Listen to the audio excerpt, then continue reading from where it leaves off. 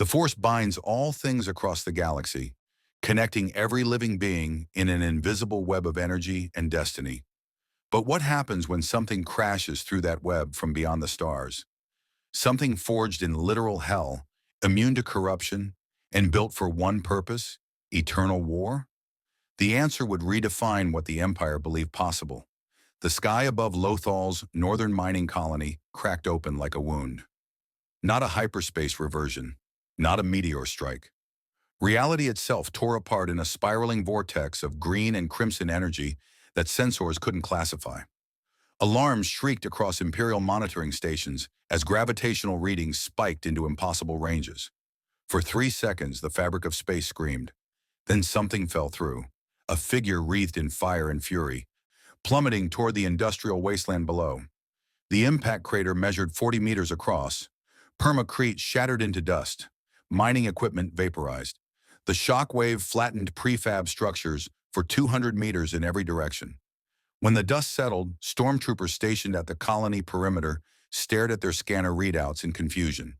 No life signs, no ship debris, just a crater glowing with residual energy that made their equipment malfunction. Then something moved in the smoke. The Doomslayer rose from the impact point, Praetor suit scarred but intact, visor burning with amber light. His heads-up display flickered, recalibrating to an environment it didn't recognize. No demonic signatures, no argent energy concentrations. The atmospheric readings were wrong. Oxygen-nitrogen mixture instead of Hell's sulfuric atmosphere. Gravity lighter than Mars. And everywhere, an energy signature his suit had never encountered. Something invisible, pervasive, connecting everything around him. He assessed his weapons. Super shotgun, functional. Plasma rifle, operational. Rocket launcher, armed. Chainsaw, fuel at 60%. BFG 9000, power cells reading unstable. This dimension's physics were interfering with argent energy matrices. His ammunition reserves were critical. No demons meant no resupply through glory kills. He'd have to adapt. Through the settling dust, he saw them. Armored figures in white, carrying weapons that hummed with contained energy. Not demons, not UAC security, but they were moving toward him in tactical formation, weapons raised. The lead stormtrooper's voice crackled through his external speaker. Unidentified hostile! Surrender immediately or... The Doomslayer didn't speak. He never did. Words were wasted on the damned. He moved. The stormtroopers had faced rebel insurgents, alien threats, even rogue Jedi survivors. They had never faced something like this. The armored figure crossed 30 meters in seconds, movements impossibly fast for something that size. The first trooper barely registered the blur before a gauntleted fist caved in his chest plate with enough force to send him airborne. The second managed to fire, red blaster bolts splashing against green armor that absorbed the energy like rain on stone. Then the super shotgun roared. The sound was different from blasters, deeper, more primal. Two stormtroopers disintegrated in a spray of plastoid and blood. The Slayer pumped the weapon, shells ejecting in a smooth motion that spoke of 10,000 kills. Another blast. Another. Troopers scattered, their training dissolving into panic as they realized their armor meant nothing against this. One trooper managed to trigger his comlink. Code 13! Code 13! Unknown hostile. Extreme threat level. We need... The chainsaw's roar drowned out the rest. Fuel-powered teeth ripped through the trooper's midsection, the brutal efficiency of the weapon making the Slayer's intent horrifyingly clear. This wasn't a battle, it was extermination. Within 90 seconds, the perimeter garrison was gone. 24 stormtroopers reduced to smoking corpses in shattered armor. The Slayer stood among the carnage, visor scanning for additional threats. His motion tracker showed more signatures approaching from the colony's main compound. Dozens, then hundreds. Good. The Praetor suit's analysis finally completed its environmental assessment. Unknown dimension, unknown galaxy. No demonic presence detected, but something else registered on his threat assessment. The energy field permeating everything around him carried a signature his suit flagged as potentially corrupting influence.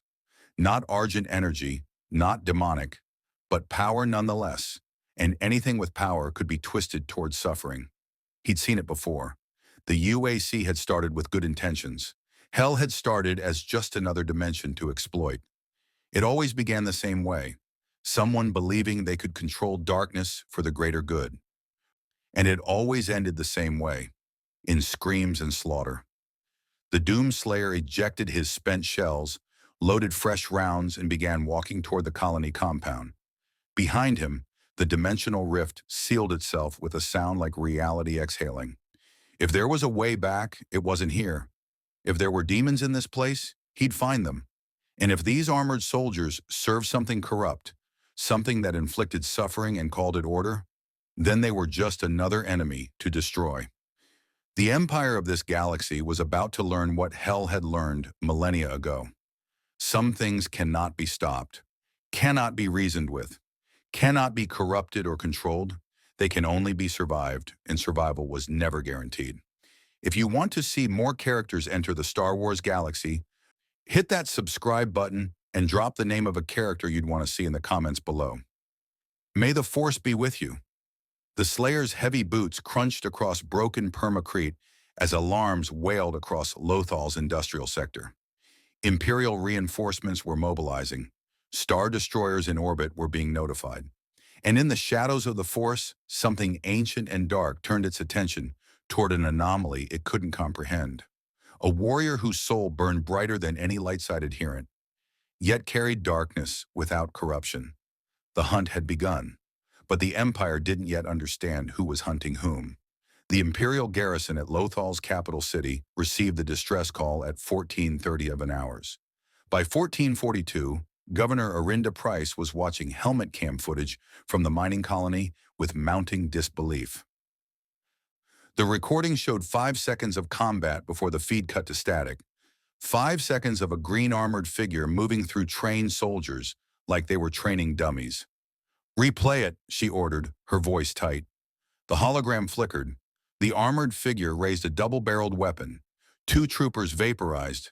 The figure moved too fast, the recording barely capturing the motion, and another trooper's chest collapsed inward from a single punch. Then static. "Analysis?" Her intelligence officer looked pale.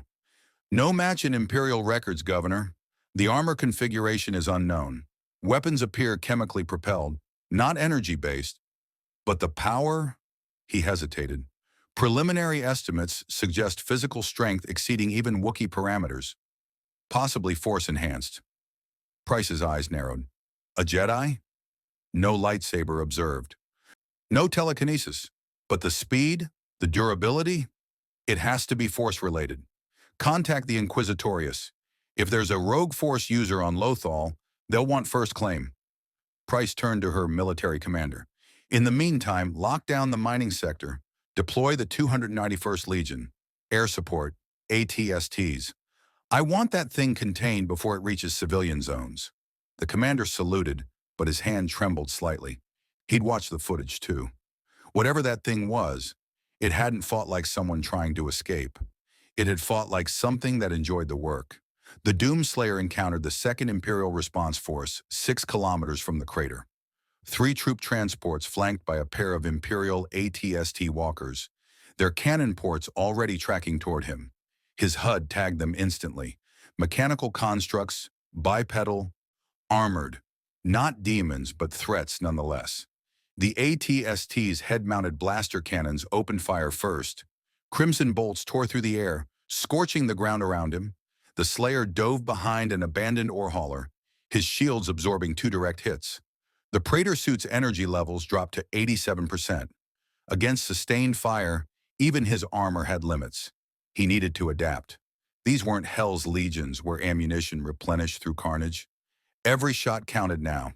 The troop transports disgorged 40 stormtroopers who immediately established firing lines. Blaster fire turned the industrial yard into a light show of red energy. The Slayer's tactical assessment was instant. Frontal assault would drain his shields before he closed distance. The walkers were the priority, heavy weapons platforms that could track him across open ground.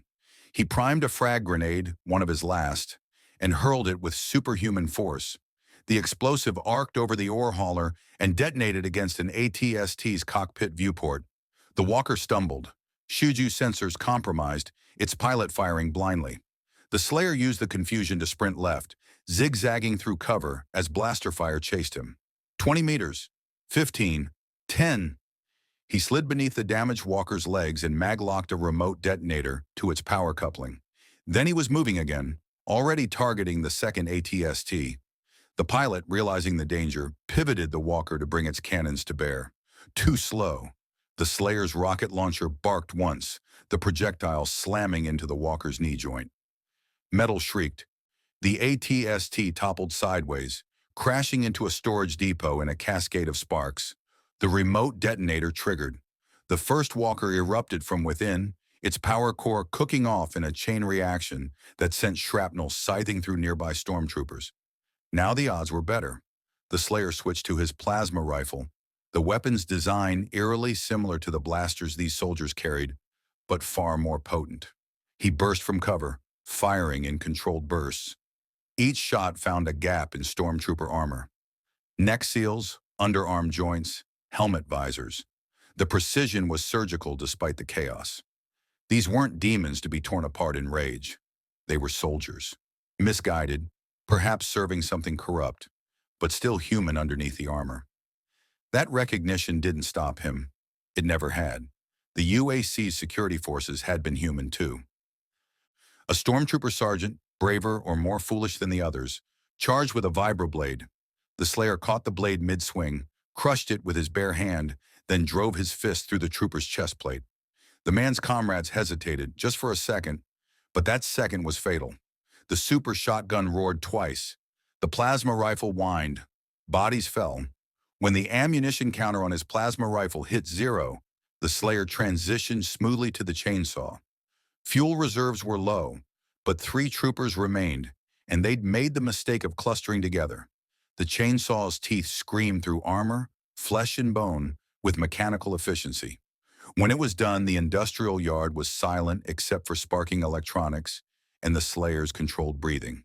He surveyed the aftermath. 43 dead, 2 walkers destroyed, and his ammunition situation was now critical. Super shotgun at 4 shells, plasma rifle empty, rocket launcher down to 2 rockets, chainsaw fuel at 40%. The BFG 9000 remained his ace, but without understanding this dimension's power infrastructure, firing it might drain the weapon permanently. He needed weapons, resources, intelligence about this place. The Slayer approached the nearest intact trooper corpse and examined the blaster rifle. The design was elegant. Energy cell, magnetic focusing chamber, basic but effective. He field-stripped it in seconds, his Praetor suit's analytical systems cataloging the weapon's operation. Compatible energy signature, lower damage output than his plasma rifle, but ammunition was everywhere he'd find enemies.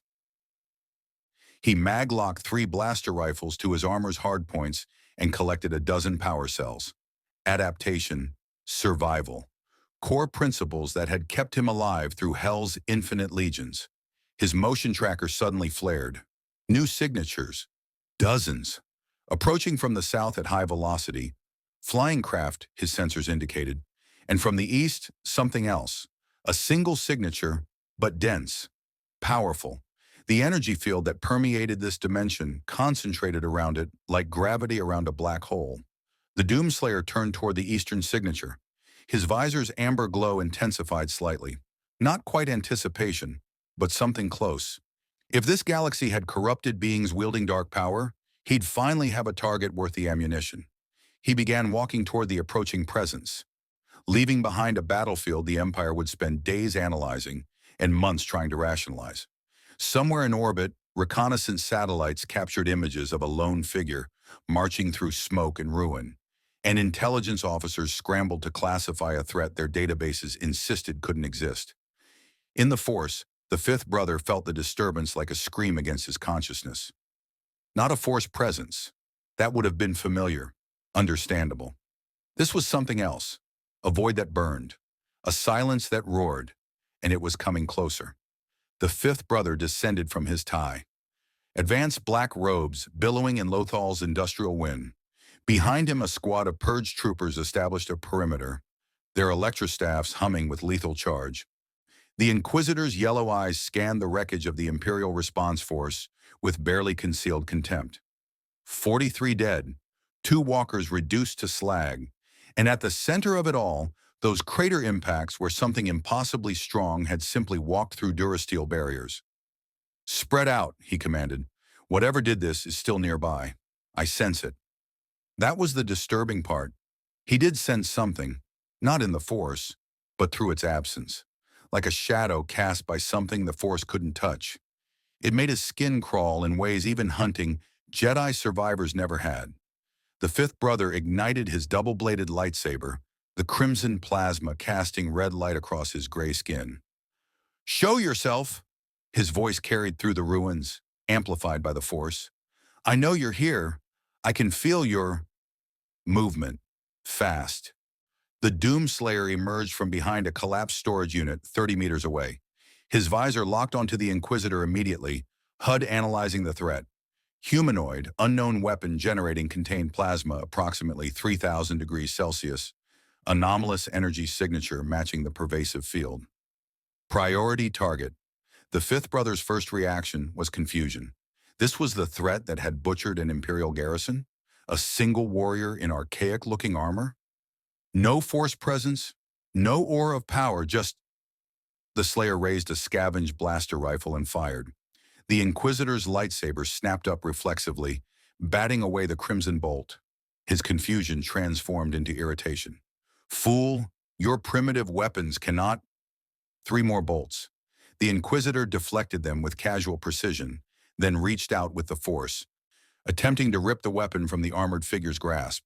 The telekinetic grip closed around the blaster rifle and held, but the figure didn't release it. The fifth brother pulled harder, channeling more power. The rifle trembled but remained locked in that crushing grip. Impossible. Even a Wookiee would have lost their grip by now. The Doomslayer tossed the blaster aside, not from the Force pull, but from tactical assessment. The weapon was ineffective against the plasma blade. He needed something with more stopping power. His hand moved to the super shotgun. The fifth brother saw the movement and struck, crossing 30 meters in a Force-enhanced leap that should have ended the fight before it began. His lightsaber came down in a killing arc aimed at the helmet's visor, only to meet the flat of a massive double-barreled weapon swung like a club. Lightsaber met reinforced alloy, and for a fraction of a second, plasma cut into metal before the Inquisitor was forced to abort the strike and flip backward. His lightsaber had barely scratched the weapon. What kind of armor was this? "You're quick," the fifth brother admitted, circling now. "But speed means nothing against the dark side. I've killed Jedi Masters who..." The super shotgun roared. The spread of pellets should have torn the Inquisitor apart. Instead, he threw up a Force barrier instinctively, the invisible shield deflecting most of the kinetic projectiles. Most, but not all. 3 pellets punched through, shredding his robes and drawing blood from his shoulder and thigh. The fifth brother staggered, shock replacing arrogance. When was the last time something had actually hurt him? The Slayer pumped the shotgun and fired again. This time the Inquisitor was ready, his barrier stronger, and the pellets scattered harmlessly. But the effort cost him. Maintaining Force defenses while regenerating from injuries required concentration, and this warrior wasn't giving him time to think. The Slayer closed distance in 3 powerful strides. The Inquisitor slashed horizontally, his lightsaber leaving a glowing trail through the air. The Slayer didn't dodge, he intercepted. His left gauntlet, reinforced with the Praetor suit's energy shielding, caught the lightsaber blade. Plasma met energy shield in a shower of sparks. The shield held for 2 seconds before failing, but 2 seconds was enough. The Slayer's right fist hammered into the Inquisitor's ribs with enough force to crack bone. The fifth brother flew backward, slamming into a cargo container hard enough to dent the metal. His lightsaber deactivated as he hit the ground, gasping. Blood filled his mouth. Through the pain and shock, one thought dominated. This thing fights like it's killed Force users before. He was right. The Slayer had faced Hell's archdemons, beings who wielded reality-warping power, who could teleport and shield themselves with infernal energy. The techniques were different, but the principle was the same. Overwhelming force applied before the enemy could leverage their supernatural advantages. The Purge troopers finally reacted, rushing forward with electro-staffs crackling. The Slayer's motion tracker lit up with their positions. 6 targets, melee weapons, moderate threat level. He switched to the plasma rifle, still empty, but the Imperial blasters would do, and opened fire while advancing. 2 Purge troopers dropped immediately, smoking holes in their chest plates. The others tried to flank, their electro-staffs capable of shorting out even droid armor. The Slayer let them get close. When the first electro-staff thrust at his midsection, he caught it with his bare hand. Electricity arced across his armor's shielding, draining power, but he'd endured worse in Hell's energy storms. He yanked the weapon forward, pulling the Purge trooper off balance, then drove the trooper's own electrostaff through his helmet visor. The second attacker swung at his back. The Slayer pivoted, the staff glancing off his shoulder pauldron, and responded with a devastating elbow strike that caved in the trooper's helmet. The third and fourth came simultaneously. The Slayer ducked under one swing, swept the legs out from under the attacker, and brought his boot down on the falling trooper's chest with enough force to crack the sternum beneath the armor. The fourth Purge trooper hesitated, fatal in combat. The Slayer's chainsaw roared to life, fuel gauge dropping to 35%, and the brutal weapon ended the fight in 3 seconds of screaming metal and spraying blood. The fifth brother pulled himself upright, one hand clutching his broken ribs, the other reaching for his lightsaber. His mind raced.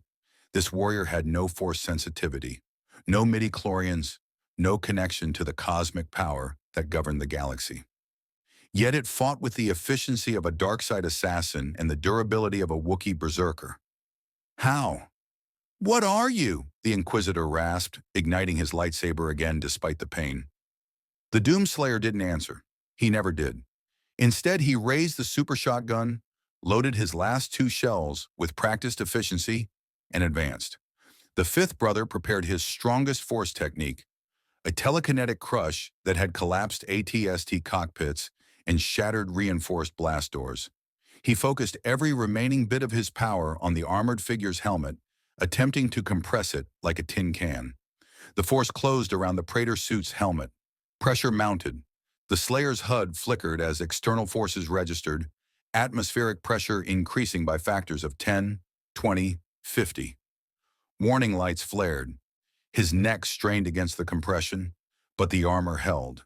The Praetor suit had been forged to withstand Hell's lords, blessed by the Seraphim, enhanced beyond mortal engineering. A broken Inquisitor's telekinesis wasn't enough. The Slayer raised the super shotgun despite the crushing pressure on his head and fired both barrels simultaneously. The fifth brother's force barrier shattered under the kinetic onslaught. The pellets tore through his remaining defenses and shredded his torso.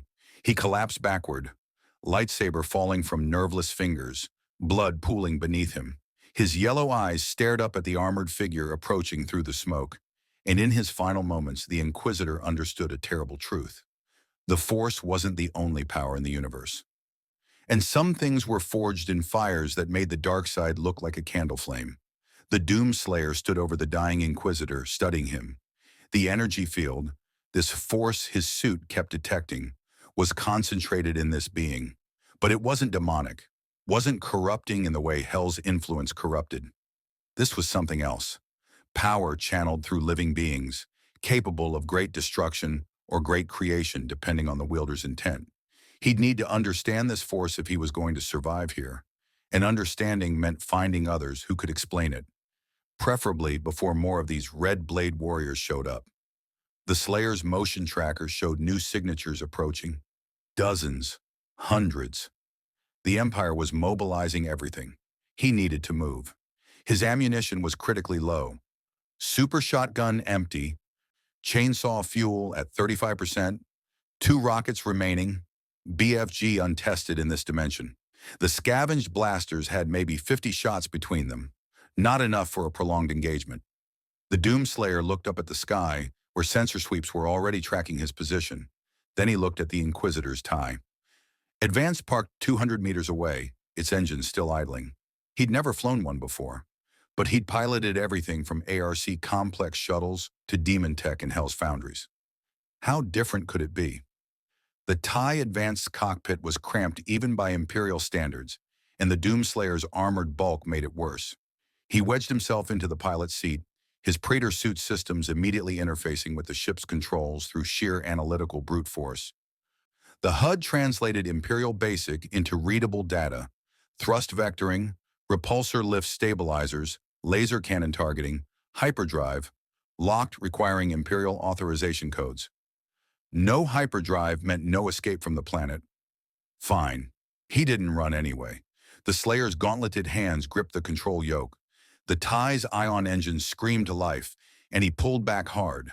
The fighter shot skyward at maximum acceleration. The G-forces enough to liquefy an unaugmented human? The Slayer barely noticed. He'd been fired from Hell's orbital cannons as ammunition. Behind him, the remaining Imperial forces watched their confiscated Inquisitor ship scream into the atmosphere with a mixture of horror and confusion. Governor Price's furious voice crackled across every military frequency. "Shoot it down. That's an order. All air units. Engage." 6 TIE fighters broke formation from patrol routes and dove toward the stolen advance. Their pilots were skilled, experienced, confident in their superior numbers. The Doomslayer's tactical display showed their approach vectors, predicted firing solutions, optimal evasion patterns.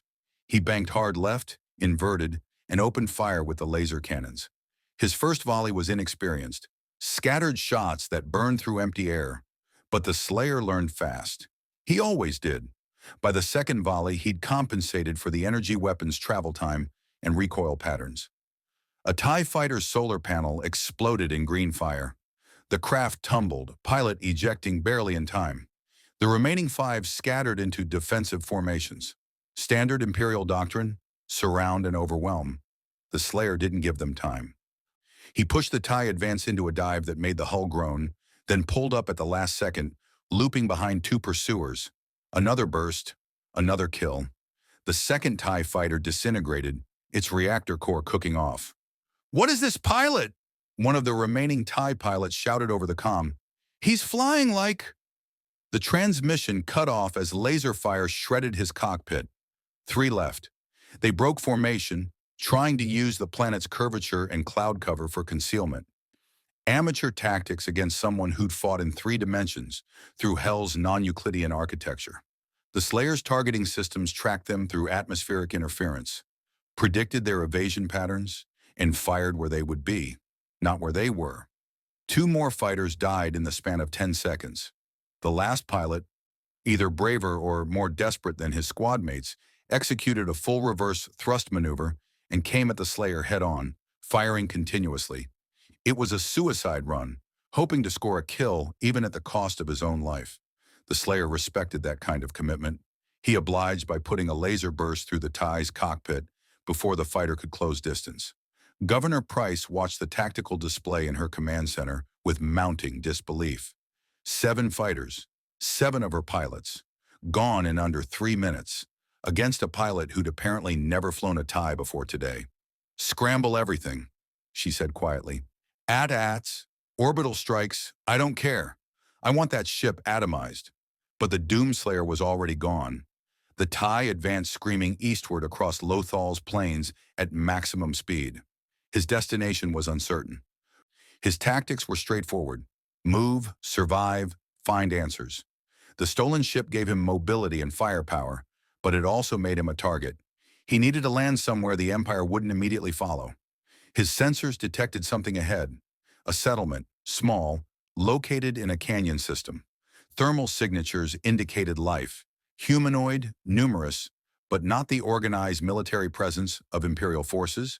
Could be civilians, could be something else.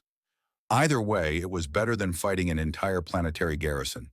The Slayer brought the TIE in low, skimming over rocky terrain, using the canyons for cover. The ship's sensors were more sophisticated than anything he'd used before, and he quickly learned to read the data streams: energy signatures, comm traffic, and something else: that pervasive force energy concentrated in several locations below. He set the fighter down in a clearing 3 kilometers from the settlement. The engines powered down with a descending whine. The Slayer popped the cockpit, dropped to the ground, and immediately began tactical assessment. High ground to the north. Canyon walls providing natural cover. Multiple escape routes. Defensible if necessary. Then his motion tracker lit up. 15 signatures, moving fast, surrounding his position with practiced efficiency. Not imperial. The movement patterns were different, more fluid, less rigid. Whoever they were, they'd been watching and waiting. A voice called out from the rocks above, amplified but not threatening. Yet.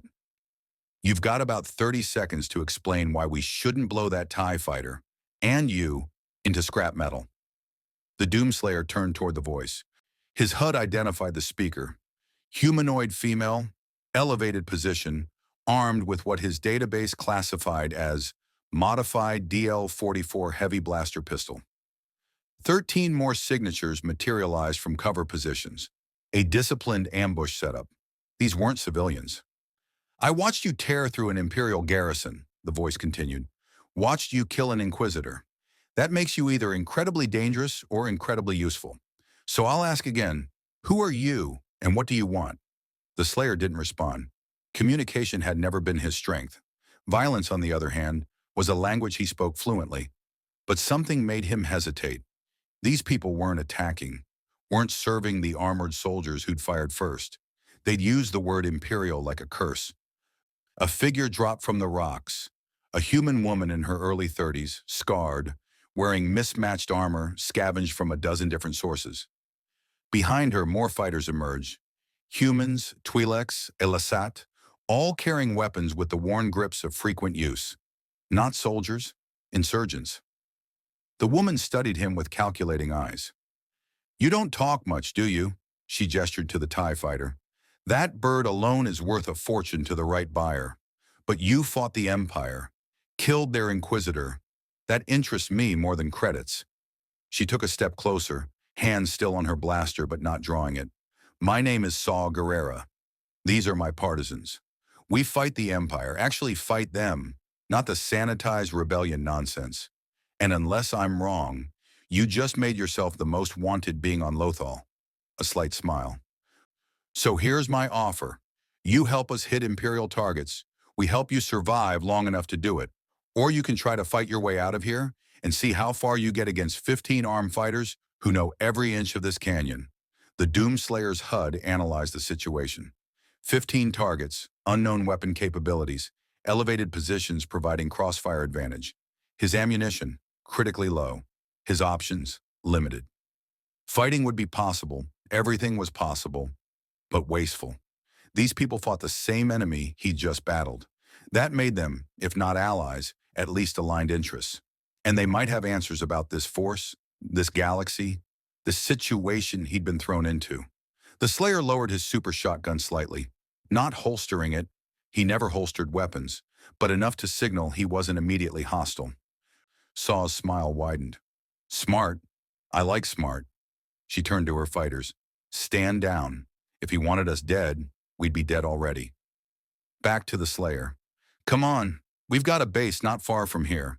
Food, ammunition, though I'm not sure what kind of ammo those weapons use, and intelligence on Imperial movements. You help us, we help you. She paused, studying his silent, armored form. And maybe you can tell us how someone tears through an Inquisitor like he was a training dummy, because that's a skill set we desperately need. The Doomslayer stood motionless for 5 seconds, processing. These partisans fought against what appeared to be a tyrannical force. They offered resources and intelligence. They weren't demanding he surrender or submit, just cooperation. In hell, he'd fought alone because there was no one else. But he'd worked with survivors before, the remnants of humanity on Mars, the Sentinel warriors who'd first armed him. Alliances of convenience were acceptable as long as they served his ultimate purpose. He needed to understand this galaxy, needed ammunition, needed to determine if the Empire was just another authoritarian regime or something darker, something that deserved the same treatment he'd given Hell's legions. The Slayer gave a single, curt nod. Saw Gerrera's expression shifted to something between relief and anticipation. Outstanding. Welcome to the partisans, Silent Warrior. You just became our most valuable asset. She signaled her fighters. Pack up. We're moving before Imperial scouts triangulate this position. As the partisans began their tactical withdrawal, Saw fell into step beside the Slayer. Fair warning, we don't do things the rebellion's way. We hit hard, we hit dirty, and we don't apologize. If that's a problem for you, she glanced at the TIE fighter, still smoking from its combat, then at the blood staining his armor. Actually, I don't think it will be. The Doomslayer followed the partisans into the canyon system, his sensors cataloging every detail.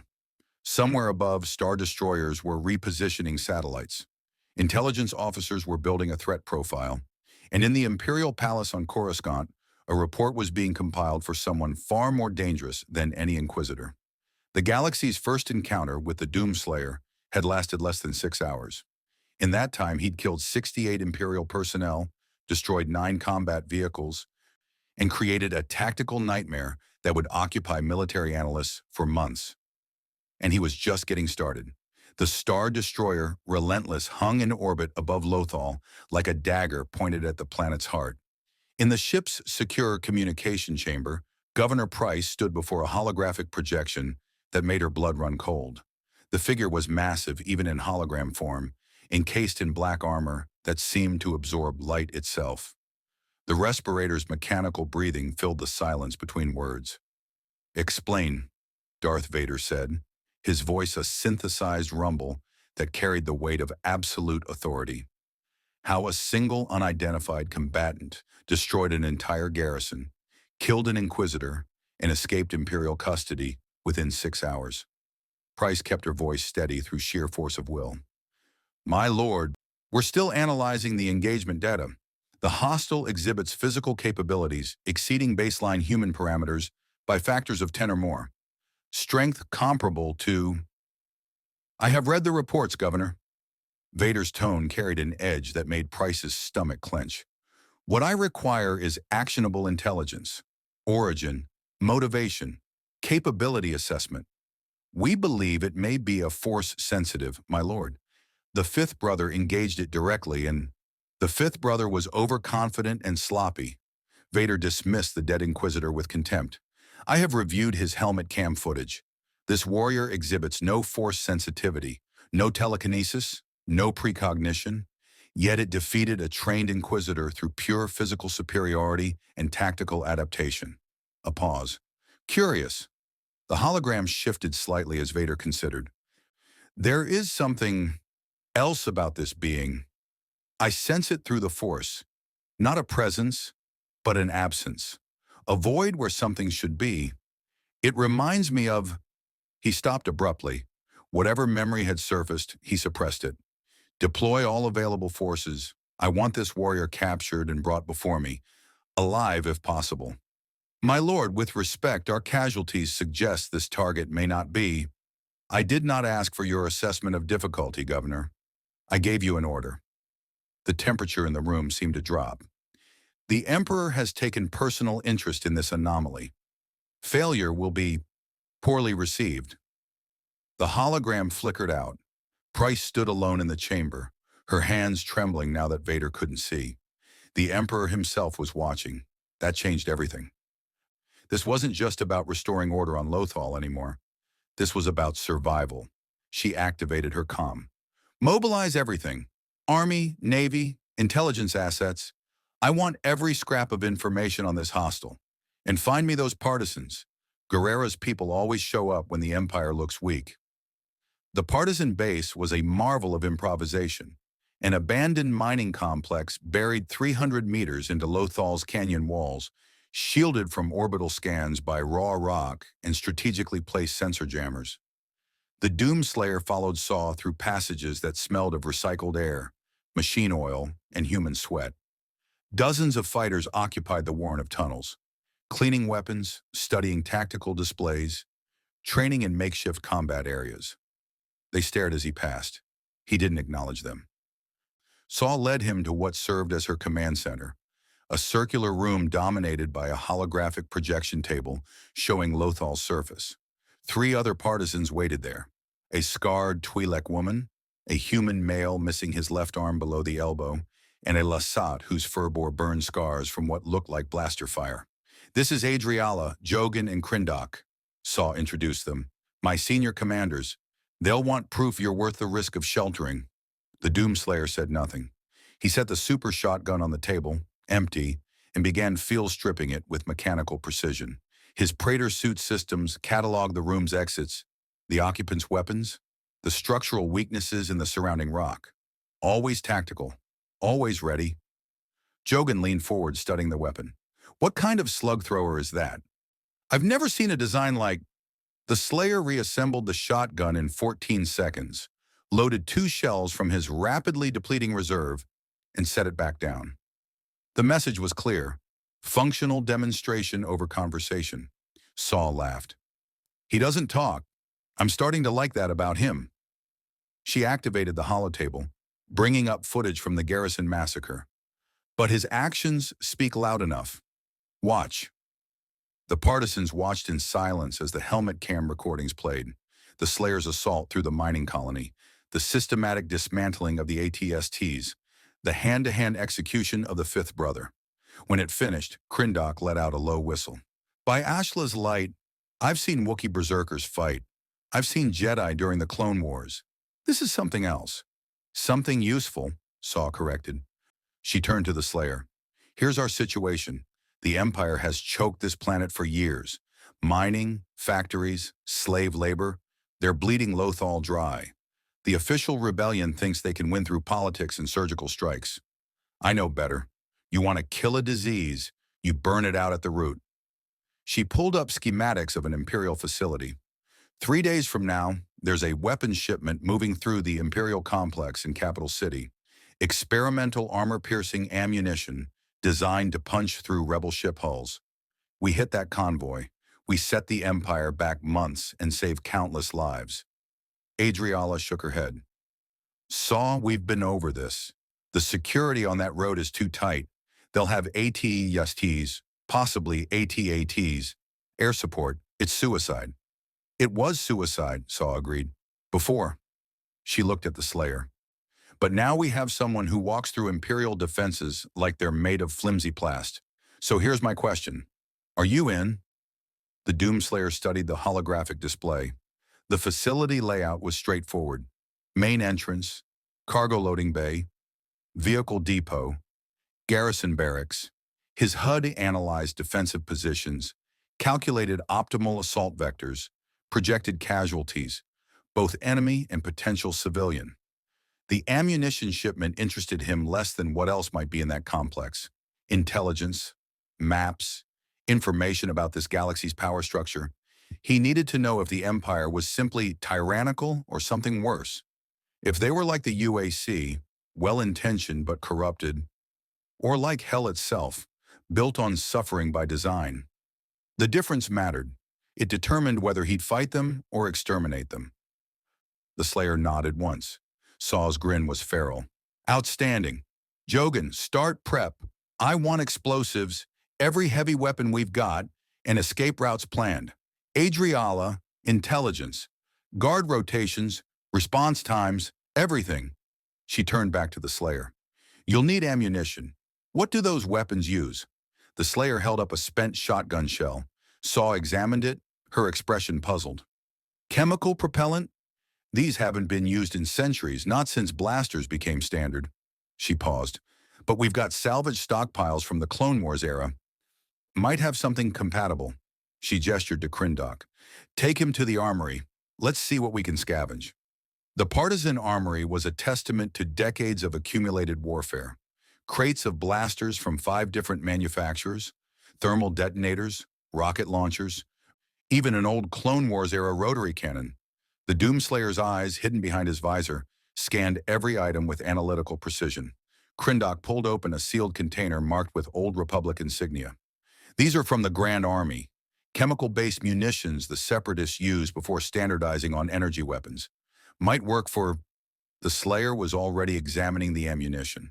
His Praetor suit systems analyzed the propellant composition, casing diameter, projectile mass, compatible with minor modifications.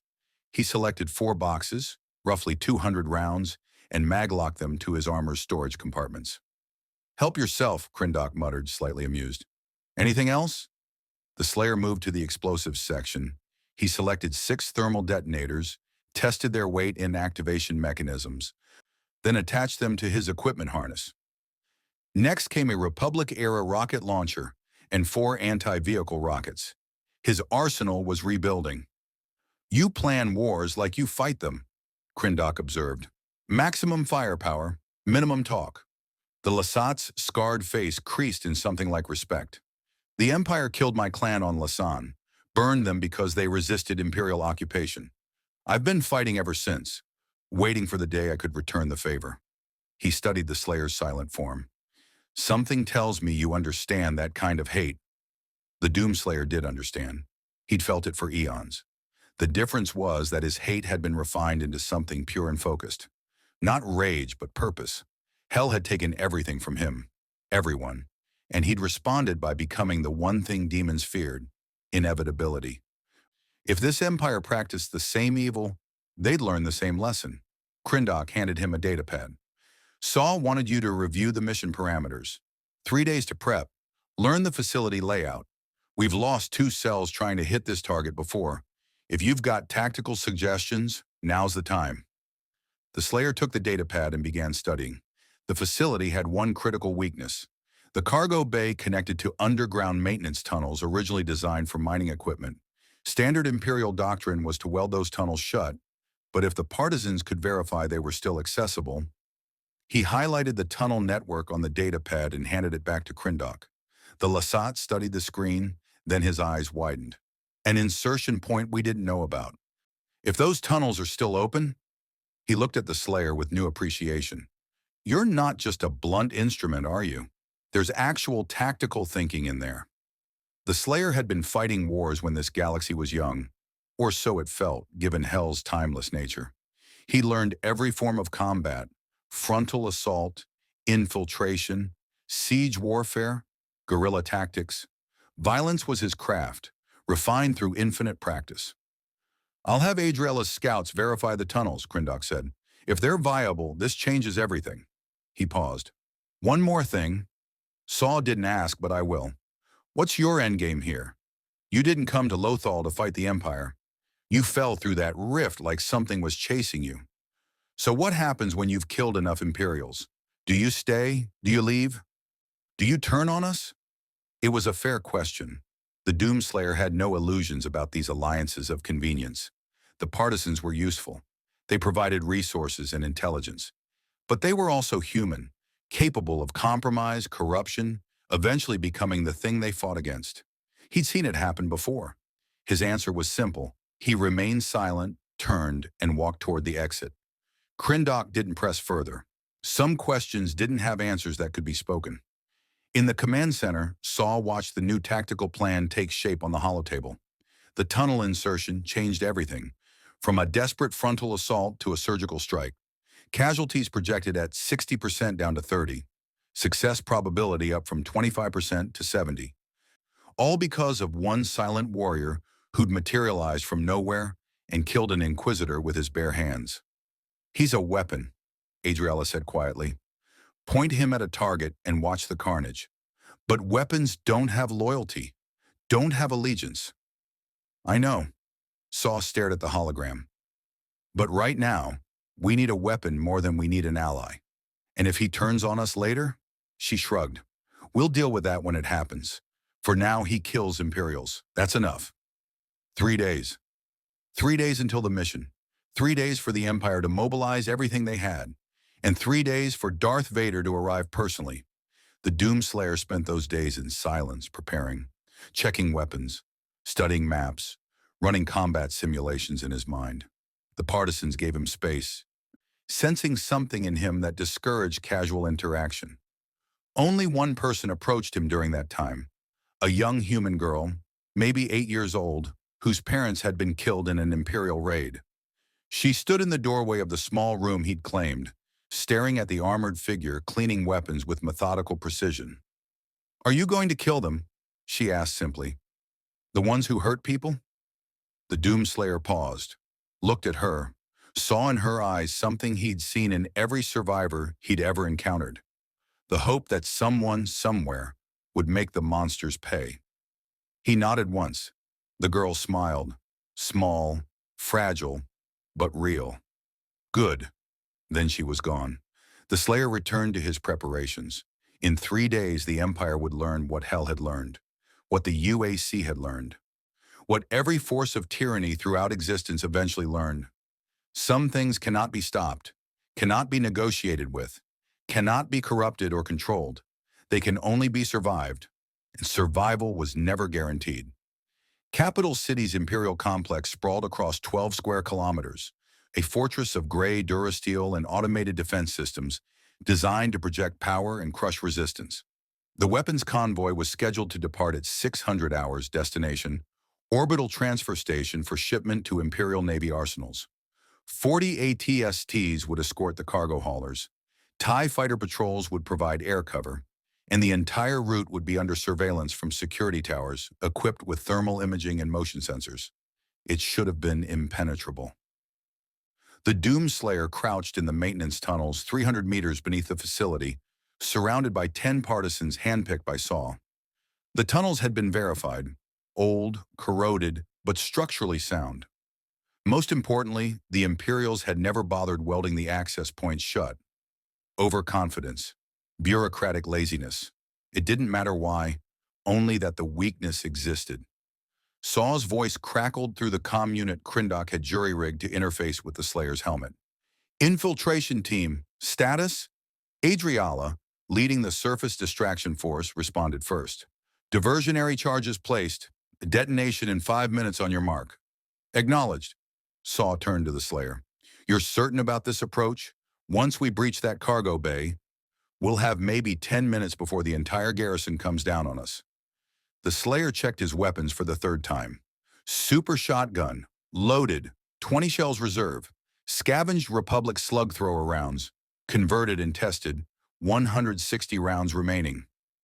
Rocket launcher, 4 anti-vehicle rockets. Thermal detonators, 6. Chainsaw, fuel at 35%. BFG 9000, charged but untested. The Imperial blasters he'd taken served as backup. Unlimited ammunition as long as enemies kept dropping. He gave Saw a curt nod. 10 minutes was a lifetime. Your funeral. Saw activated her comlink. All teams execute in 3, 2, 1, mark. The diversionary explosions tore through Capital City's eastern sector. 3 fuel depots igniting simultaneously in fireballs visible from orbit. Alarms shrieked across Imperial frequencies. ATSTs pivoted toward the blasts. TIE fighters screamed off patrol routes. And in the cargo bay beneath the complex, exactly 4 guards remained on station, while everyone else rushed toward the chaos. The Doomslayer punched through the maintenance tunnel's ceiling access with one armored fist. Durasteel buckled.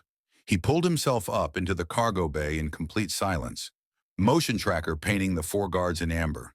They stood 50 meters away, facing the wrong direction, watching holographic feeds of the explosions. He crossed the distance in 8 seconds. The first guard died without ever turning around.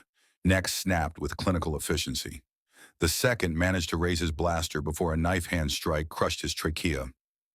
The third got off one shot that splashed harmlessly against the Slayer's shoulder pauldron before a boot caved in his sternum. The fourth actually drew his sidearm and fired 3 times, hitting center mass twice. The Praetor suit's shields absorbed the hits. The Slayer's fist did not absorb the guard's skull. Clear, Saw whispered, emerging from the tunnel with her team. She surveyed the dead guards with professional detachment. 4 down, 300 to go. Jogan, you're on demolitions. Plant charges on the primary cargo haulers. We're not stealing anything today, just making sure the Empire can't use it. The partisans moved with practiced efficiency, mag-locking thermal detonators to the weapons shipment containers. The Slayer's motion tracker showed the facility's interior layout based on structural resonance, multiple levels. Barracks on sublevel 2, command center on level 3, and something else, a section on sublevel 4 that his sensors couldn't properly map. Dense shielding, high-energy signatures. He marked it on his HUD and moved toward the cargo bay's interior access door. Saw noticed. Where are you going? The mission is... The Slayer pointed at his HUD's external display, sharing the sensor data. Saw studied it, her expression darkening. That's That shouldn't be there. Imperial intelligence showed sub-level 4 as decommissioned. She looked at him. You think they're hiding something? The Slayer had learned to trust his instincts about hidden facilities. Every time the UAC had a decommissioned sector, it meant they were doing something they didn't want scrutinized. Hell's temples had the same pattern. The worst atrocities always happened in the places marked restricted access. Fine, Saw signaled two of her partisans. Krindok, Mira, go with him. Investigate and report back. We'll finish here and extract. She checked her chrono. You've got 8 minutes before this place is swimming with reinforcements. The Slayer moved toward the access corridor, Krindok and a lean human woman named Mara falling in behind him. The door was magnetically sealed, standard Imperial security. He placed a breaching charge, stepped back, and detonated. The door blew inward in a shower of sparks. Alarms immediately wailed. The 8-minute window just became 4. They descended through service corridors, the Slayer leading with his scavenged blaster rifle raised. 2 stormtroopers rounded a corner and died before they could transmit. Another 3 in the stairwell, super shotgun, 2 blasts, silence restored. Krindok and Mira provided suppressing fire when needed, but mostly just tried to keep up. He fights like he's done this 10,000 times, Mira muttered, reloading her blaster. He probably has, Krindok replied. Sub-Level 4's entrance was different, reinforced blast doors with biometric locks and what looked like force-sensitive wards etched into the metal. The Slayer's HUD identified the wards as some kind of mystical deterrent, probably designed to repel or alert Force users. Since he had no connection to the Force, they might as well have been decorative. He placed 3 breaching charges this time. The explosion was substantial. The corridor beyond was clinical. White walls, sterile lighting, and the smell of Bacta tanks and disinfectant. This wasn't a storage area. It was a laboratory. And in the Force, sensitive beings across Lothal suddenly felt a disturbance. Something terrible being disturbed, secrets dragged into light. The Slayer moved through the facility, his visor recording everything. Cells lined one wall, their transfer steel doors revealing occupants. Humanoids in various states of torment, hooked up to machines that pulsed with dark energy. His suit's analysis identified trace elements of that Force energy being siphoned, concentrated, weaponized. Ashla, preserve us, Krindok breathed. They're extracting Force energy from prisoners. This is what the Sith did during the Old Republic. It's illegal even by Imperial standards. Mira was already accessing a nearby terminal. Download everything. The Rebellion needs to know about this. If the Empire is experimenting with Force weaponization, the Slayer's motion tracker flared. 20 signatures, converging fast. He grabbed Mira and Krindok, physically pulled them toward the exit corridor, and sealed the laboratory door behind them. 3 seconds later, blaster fire scorched the hallway they just left. Hostile targets in sub-level 4. Repeat, hostiles in the restricted sector. The Imperial officer's voice was sharp with panic. Deploy security teams. Authorization code. The Slayer tossed a thermal detonator back through the closing doorway. The explosion cut off the transmission and collapsed part of the ceiling, buying precious seconds. They ran, not retreating, but advancing toward the extraction point. Behind them, the sealed laboratory's alarms triggered secondary responses. Whatever experiments were happening down there, the Empire was desperate to keep them secret. They burst back into the cargo bay to find Saw's team under heavy fire. The diversionary explosions had only bought 3 minutes before garrison forces realized the real target. ATSTs were pushing into the bay from the main entrance, their cannons tearing through cover. Partisans returned fire desperately, but they were outgunned. Charges are set, Jogan shouted over the chaos. We need to extract now. The Slayer assessed instantly. 2 ATSTs blocking the exit, approximately 30 stormtroopers using them for cover, and air support would arrive in less than 90 seconds based on engine signatures. Standard tactics wouldn't work. They needed overwhelming force applied to a critical point. He maglocked the rocket launcher to his back, drew the BFG 9000, and primed it. The weapon hummed, drawing power from its Argent energy core. His HUD showed warnings. Energy matrix unstable in this dimension. Potential cascade failure. Risk of catastrophic discharge. He ignored them. Catastrophic was exactly what he needed. "Get down!" Krindok roared, recognizing a doomsday weapon when he saw one. The partisans dove for cover. The Slayer aimed at the center mass of the ATST formation and fired. The BFG 9000's discharge was unlike anything the Star Wars galaxy had ever witnessed.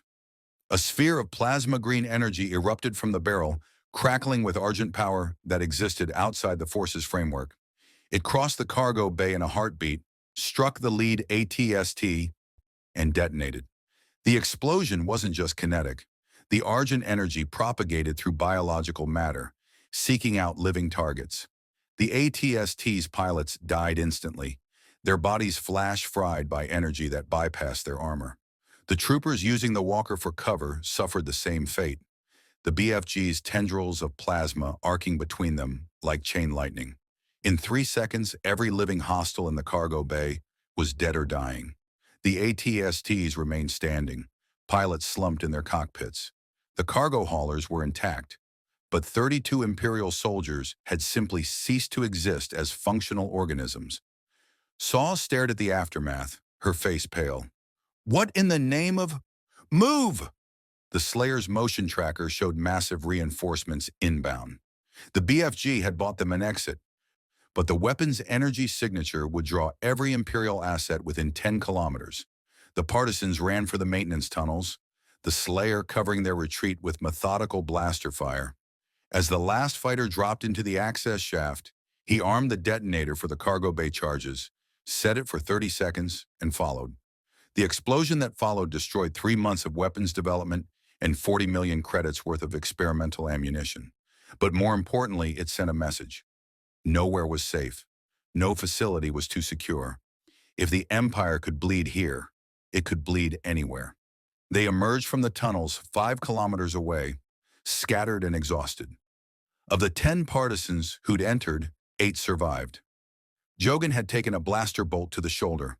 Mira was limping from a shrapnel wound. But they were alive and the mission data was secured.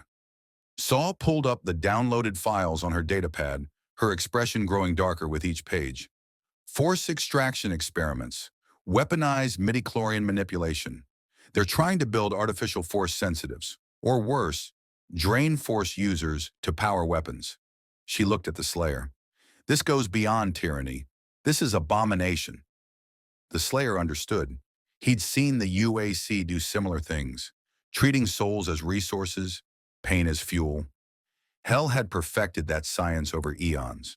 If the Empire was experimenting with similar concepts, then they weren't just authoritarian, they were fundamentally corrupt, and that changed things, changed his assessment of what needed to be done. Krindok spoke quietly. The rebellion needs to see this, but Saul, if we send this to Mon Mothma and the Alliance leadership, they'll want to verify, launch investigations, political processes. He looked at the Slayer. But I don't think our friend here cares much for political processes. No, Saw agreed. He doesn't. She turned to the Slayer. Those prisoners in that facility, they're still there, still being tortured for their force sensitivity. The rebellion will form committees, write proposals. Eventually, maybe, plan a rescue operation in 6 months. Is that what you want? The Doomslayer looked back toward Capital City, where smoke still rose from the complex.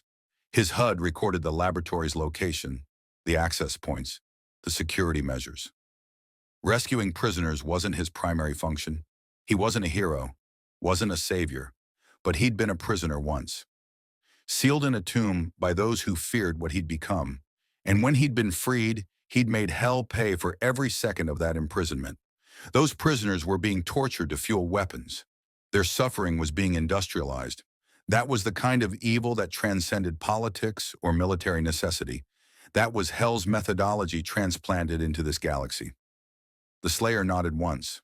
Not to Saul, not to the partisans, to himself. A decision made. Saw's smile was grim.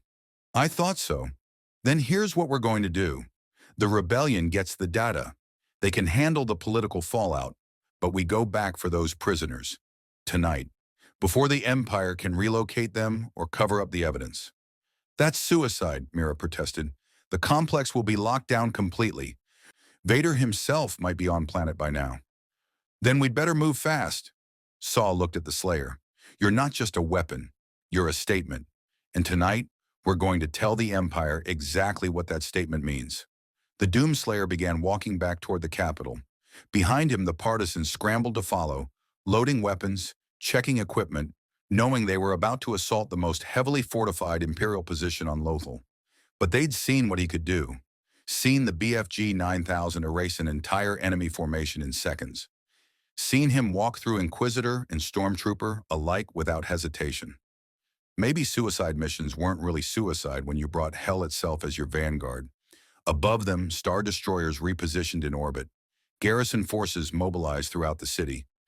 And in a meditation chamber aboard the Relentless, Darth Vader felt through the Force something he hadn't experienced in years. Genuine curiosity about an opponent. This warrior, this anomaly, had struck twice now. Both times with overwhelming success. Both times leaving carnage the Empire couldn't easily explain. And both times that strange void in the Force grew more pronounced, like a hole in reality that shouldn't exist. Vader stood. His meditation was over. Some threats required personal attention. The Dark Lord of the Sith was coming to Lothal. The Relentless descended through Lothal's atmosphere with the inexorable weight of an executioner's blade. From Capital City's highest observation deck, Governor Price watched the Star Destroyers approach with relief mixed with dread. Relief that Vader was here to solve her problem. Dread because his presence meant the Emperor's patience had run out. The shuttle bay received Darth Vader with full military honors, an honor guard of stormtroopers standing at rigid attention, officers in pressed uniforms, and Price herself waiting at the foot of the landing ramp. The shuttle's boarding ramp descended with a hydraulic hiss, and the Dark Lord emerged, his black cape billowing despite the still air. "Lord Vader," Price began, "we have mobilized all available. Show me the laboratory." Vader's voice cut through her prepared briefing, like a vibroblade through flesh. "The one this warrior discovered." Price's carefully constructed composure cracked slightly. "My lord, we've already begun relocating the research subjects. The facility is being sanitized to—" "I did not ask what you were doing. I asked to see it. Now." 20 minutes later, Vader stood in the sub-level 4 laboratory, his respirator the only sound in the sterile corridor. The prisoners had been removed, relocated to a secondary facility, or simply eliminated. Price wasn't sure which. But the equipment remained.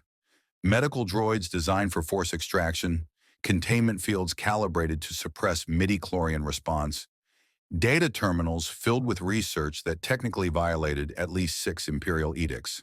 Vader examined a terminal, his gloved fingers pulling up files. Weaponized force energy. Ambitious. His tone was unreadable. And illegal without the Emperor's explicit authorization. "Tell me, Governor, did you authorize this project?" "No, my lord. This was inherited from the previous administration. I only discovered it when this anomaly broke through your security and exposed it." Vader turned, and even behind the mask, Price felt his gaze like a physical weight. "Your incompetence has created a threat to the Emperor's plans. Worse, you allowed evidence of unauthorized force experimentation to fall into rebel hands." Price's throat went dry. "My lord, I assure you, your assurances are worthless." Vader raised one hand, and Price felt pressure around her throat. Not choking, not yet, just a warning. "You will remain as governor because replacing you now would signal weakness. But understand this, the next failure will be your last." The pressure released. Price gasped, hand going to her throat. "Yes, my lord. Now." Vader turned back to the laboratory. "Tell me everything about this warrior. Every detail, every observation, every theory your analysts have produced." Price pulled up holographic displays, her hand still trembling slightly. "Physical capabilities exceed anything on record. Strength sufficient to crush Durasteel with bare hands. Speed approaching that of force-enhanced combatants. Durability. The armor appears nearly impervious to standard blaster fire. And the weapons?" She brought up footage of the BFG 9000's discharge. Vader watched in silence as the green plasma sphere consumed an entire enemy formation. Energy analysis? He asked. Unknown origin, my lord. It doesn't match any known power source. Not plasma, not ion, not even Kyber-based technology. Our scientists believe it might be extra-dimensional in nature, possibly related to the rift that deposited the warrior here. Extra-dimensional, Vader considered this. Through the Force, he'd sensed that same assessment. This being came from outside their reality. But more intriguingly, it existed outside the Force entirely. No midi-chlorians, no connection to the cosmic energy. Yet it possessed power that rivaled Force users. In another life, Anakin Skywalker might have found that fascinating. Darth Vader found it threatening. What is its objective? Vader asked. All beings have motivations. What drives this one? Unknown, my lord. It doesn't communicate, doesn't make demands. It simply destroys Imperial targets with extreme prejudice. Our psychological profile suggests a warrior mentality focused entirely on combat and victory. A weapon without a wielder. Vader turned from the displays. Or a warrior without purpose, searching for one. Either way, it must be contained. He paused. You said it allied with Saw Gerrera's partisans? Yes, my lord. Intelligence suggests they're planning another strike, possibly to rescue the prisoners from this facility before we relocate them. Then we will give them the opportunity. Vader's respirator cycled. Evacuate the remaining research subjects to the orbital station. Leave skeleton crews in the complex. Make it appear vulnerable. When the partisans attack, I will be waiting. Price understood immediately. A trap, my lord. Yes, and this time our guest will face an opponent who cannot be overcome through mere physical superiority. Vader's hand drifted to his lightsaber. Prepare your forces. Tonight we end this anomaly.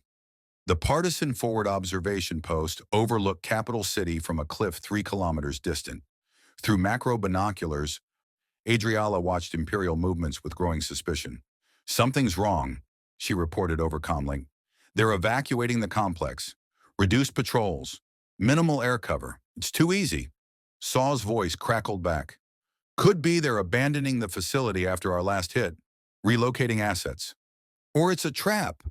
Adriala zoomed in on the landing platforms. I'm seeing high-level shuttle traffic, VIP movements, and that Star Destroyer in orbit. It's been repositioning every hour. Someone important is down here. In the safe house where the partisans were staging, Saw shared Adriala's assessment with her senior fighters. She's right. This feels like bait. She looked at the Slayer, who was methodically loading his super shotgun. What do you think? The Doomslayer had walked into more traps than these people could imagine. The Spider Mastermind's arena, the icon of Sin's chamber, the Gladiator's Colosseum. Hell had tried to ambush him for eons. Every trap was the same. Lure the prey into a confined space, spring the surprise, overwhelm with superior numbers or power. Hell's traps had failed. Every single one. He finished loading the shotgun, racked a shell into the chamber, and looked at Saw. The message was clear. Trap or not, he was going. Right. Saw activated the tactical display. Then we plan for worst case. Assume Vader himself is waiting. Assume maximum hostile presence. Assume no backup and no extraction. She traced infiltration routes. We go in through the maintenance tunnels again. They might expect it, but it's still our best approach. Hit the laboratory, free the prisoners if any remain, and extract through the western cargo passages. Krindok studied the plan with a frown. If Vader's there, we're all dead. You know that, right? He killed half the Jedi Order. What do you think he'll do to us? Die trying to save innocence or live knowing we didn't? Saw met his gaze. I made my choice a long time ago. The Slayer appreciated the sentiment. These partisans understood what the official rebellion apparently didn't. Sometimes the only response to overwhelming evil was overwhelming violence. Politics and negotiations had their place, but not when people were being tortured in laboratories. Mira raised a hand. One question, if Vader's there, and I mean when, how do we fight a Sith Lord? Our blasters barely scratch Force users. They can deflect shots, throw us around like rag dolls. Crush our throats from across rooms? Everyone looked at the Slayer. He'd killed the fifth brother with relative ease, but an Inquisitor wasn't a Sith Lord. Vader was reportedly the Empire's enforcer. second only to the Emperor himself. Legend spoke of him walking through entire rebel cells alone, his lightsaber the last thing they ever saw. The Slayer checked his remaining ammunition. Super shotgun, 18 shells. Converted slug thrower rounds, 140. Rockets, 2. Thermal detonators, 3. Chainsaw fuel, 35%. BFG 9000, recharged. But that last discharge had proven unstable in this dimension. One more shot, maybe two before the weapon system failed completely. Against a Sith Lord who could deflect energy weapons and manipulate physical objects with thought, the odds were poor. The Slayer had faced worse. He nodded once, not confident, just certain. The fight would happen regardless of odds. The only question was how much damage he could inflict before going down. Saw read his body language. If we're doing this, we do it now, before they can relocate more prisoners, before the trap gets any more elaborate. She activated her comm. All teams converge on staging point Beta. Equipment check in 30 minutes. We assault at dusk. The partisans moved with grim purpose, checking weapons, double-checking infiltration routes, saying quiet goodbyes just in case. This was different from their previous raids. This felt terminal, a mission where survival was optional and success was measured in lives saved. Not fighters returned. Only the Doomslayer remained still, centered, ready. He'd fought when survival was optional so many times that it had become his default state. Fear was an emotion for those who had something to lose. He'd lost everything millennia ago. Now there was only the mission, only the enemy, only the eternal war. As the sun descended toward Lothal's horizon, casting the capital in amber light, the Slayer stood and walked toward the exit. Behind him, the partisans scrambled to follow. Saul caught up to him at the door.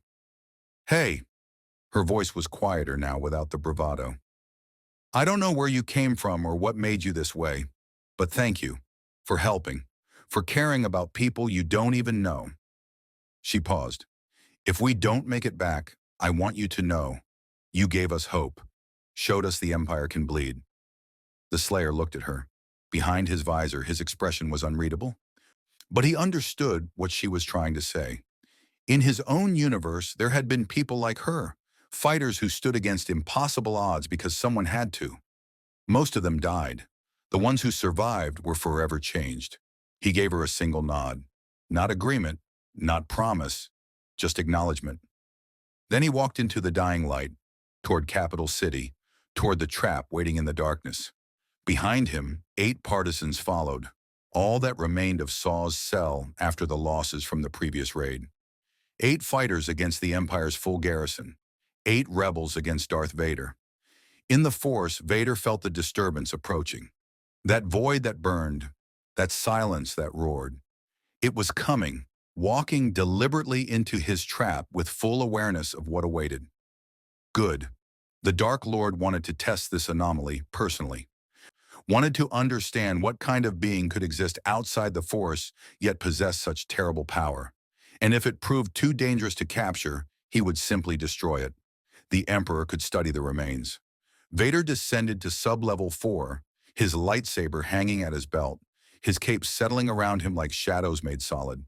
The laboratory was empty except for medical droids in standby mode, and one containment cell left deliberately occupied, bait for a trap.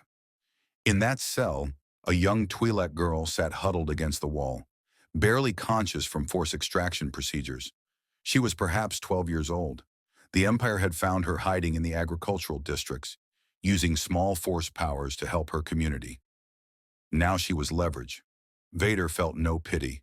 The Empire required order. Force sensitives outside Imperial control were threats to that order. What happened to them in service of stability was regrettable but necessary. He waited in the shadows, patient as death, while his warriors prepared the ambush. Stormtroopers in concealed positions, death troopers in the corridors. ATSTs positioned in the cargo bay with orders to seal all exits the moment targets were confirmed. And through the Force, he felt them coming. Felt their determination, their fear, their desperate hope. But most of all, he felt that void, that impossible absence drawing closer with each step. The meditation was over. The hunt was beginning, and only one of them would walk away. The maintenance tunnels were darker this time. Imperials had cut emergency lighting, forcing the partisans to rely on helmet lamps. The Doomslayer's visor compensated automatically, switching to low-light amplification that painted the world in shades of green and amber. His motion tracker showed the path ahead. Empty corridors, suspiciously clear routes, and at the center of it all, one dense signature radiating that force energy like a collapsed star. Saw noticed his hesitation. "You feel it too? The trap?" The Slayer tapped his motion tracker, sharing the display. One massive signature, dozens of smaller ones positioned in ambush formation around the laboratory sector. "Vader," Krindok breathed. "He's actually here." "Then we adjust." Saw's voice was steady despite the fear in her eyes. "New plan. Distraction team draws the ambush. The rest of us extract the prisoner and burn for the exits. We don't engage the Sith Lord directly. That's suicide." The Slayer studied the tactical situation. Standard doctrine would be what Saw suggested. Avoid the apex predator, accomplish the objective, extract before the trap closed, but that assumed the apex predator would allow extraction. From what he'd learned about this Vader, the man didn't allow anything he didn't explicitly permit. If they split up, Vader would hunt down each team methodically. The partisans would die, the prisoner would remain captive, and the mission would fail. There was only one option that gave them any chance. Meet the threat directly, overwhelm it with everything they had, and pray that concentrated firepower could overcome supernatural power.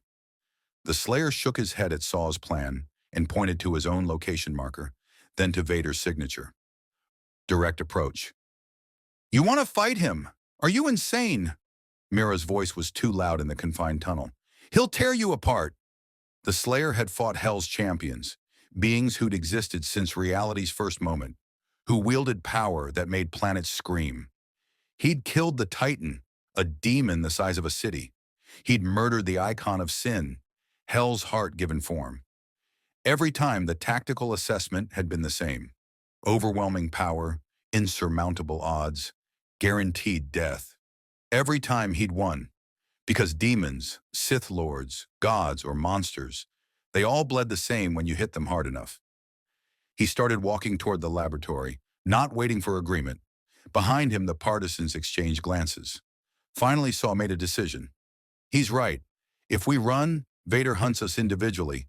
If we fight together, maybe, just maybe, we walk out alive. She activated her comm. "All units converge on the laboratory. Bring everything heavy. We're going to war." The Doomslayer breached into sub-level 4 exactly as he had before. Explosives, violence, and absolute commitment. The blast door disintegrated in fire and shrapnel.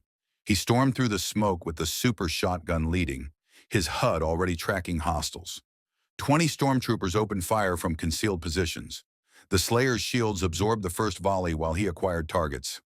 Super shotgun, 2 troopers down.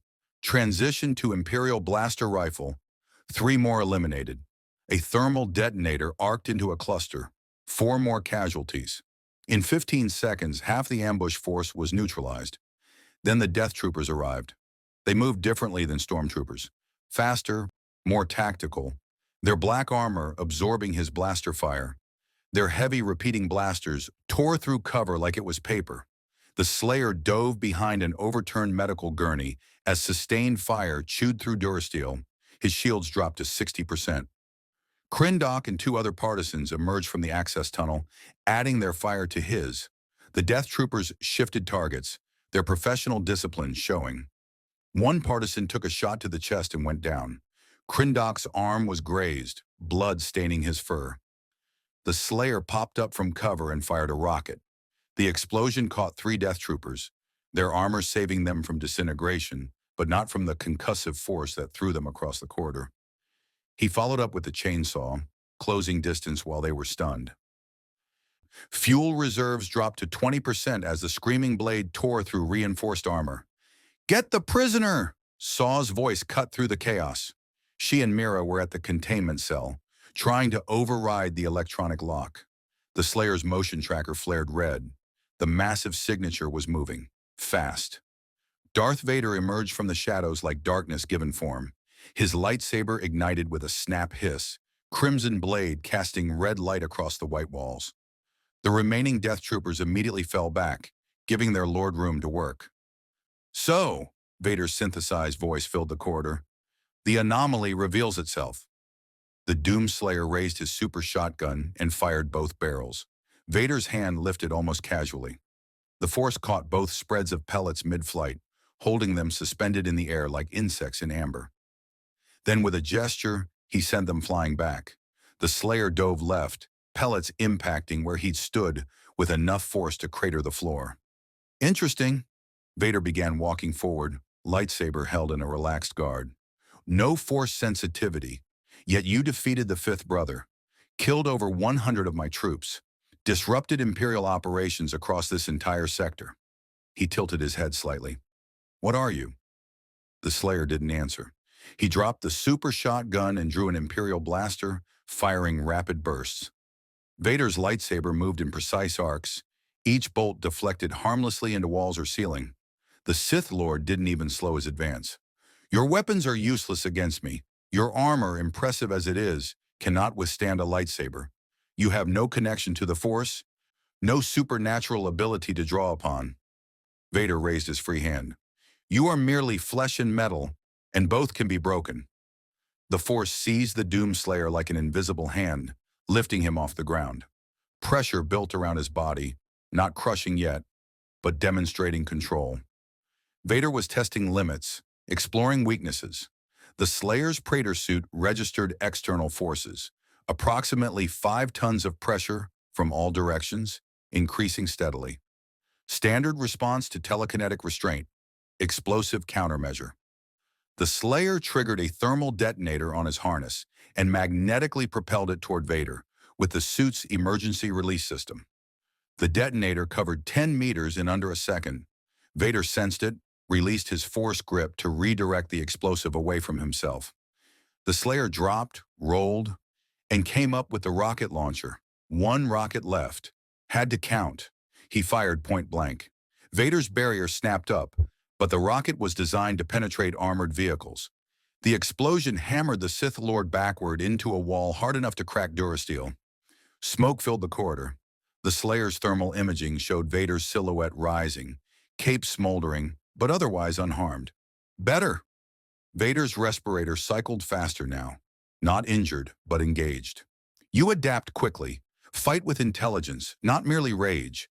I begin to understand why you survived Hell." The Slayer's HUD flickered. How did Vader know about Hell? "Your armor tells stories to those who know how to read them," Vader continued, stalking forward through the smoke. "Argent energy residue, dimensional scarring, symbols of war against demonic forces." His lightsaber hummed. "You've fought darkness before? But the dark side is not Hell's mindless corruption. It is power through passion, strength through conviction, and I am its master." Vader struck with blinding speed, a force-enhanced lunge that crossed 15 meters instantly. His lightsaber came down in a killing arc. The Slayer brought up his armored forearm, the Praetor suit's energy shield activating at maximum power. Lightsaber met shield in a shower of sparks and conflicting energies. The shield held for 3 seconds, then failed. The lightsaber carved through the Slayer's forearm armor, burning through the outer layer but stopping at the blessed alloy beneath. The Seraphim's gift that had allowed him to endure Hell's worst. Pain registered, first real damage since arriving in this galaxy. His HUD showed armor integrity at 70% on that limb. Vader pressed the attack, his lightsaber a crimson blur. The Slayer gave ground, blocking and dodging with purely physical speed that bordered on superhuman. When he couldn't dodge, he took hits on the armor's reinforced sections, accepting damage to create openings. One opening came when Vader overextended slightly on a thrust. The Slayer caught the lightsaber blade between his palms, not grabbing it, but using his gauntlets to trap it momentarily. His right hand lashed out in a palm strike that hit Vader's chest plate with enough force to dent the armored respiratory system. Vader staggered, respirator sputtering. The Slayer followed up with a knee strike to the midsection, then an elbow to the helmet that would have decapitated a normal opponent. Vader took the hits, then unleashed a force push that sent the Slayer flying backward 20 meters into a wall. Both combatants paused, assessing. Vader's respirator was damaged. His breathing labored. The Doomslayer's armor showed multiple lightsaber burns, his left arm compromised. Around them, the partisans and remaining Imperials had stopped fighting, transfixed by the battle between Titans. "You are strong," Vader acknowledged. "Stronger than any non-Force user I have encountered. But strength alone is insufficient." The Sith Lord raised both hands and the corridor's reality bent. Equipment tore free from walls. Medical droids crumpled like paper. The very air became crushing weight as Vader channeled the full depth of his darkside power. This wasn't restraint or control.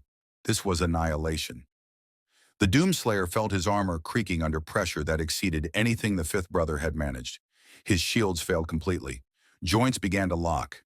His HUD screamed warnings as structural integrity approached critical failure.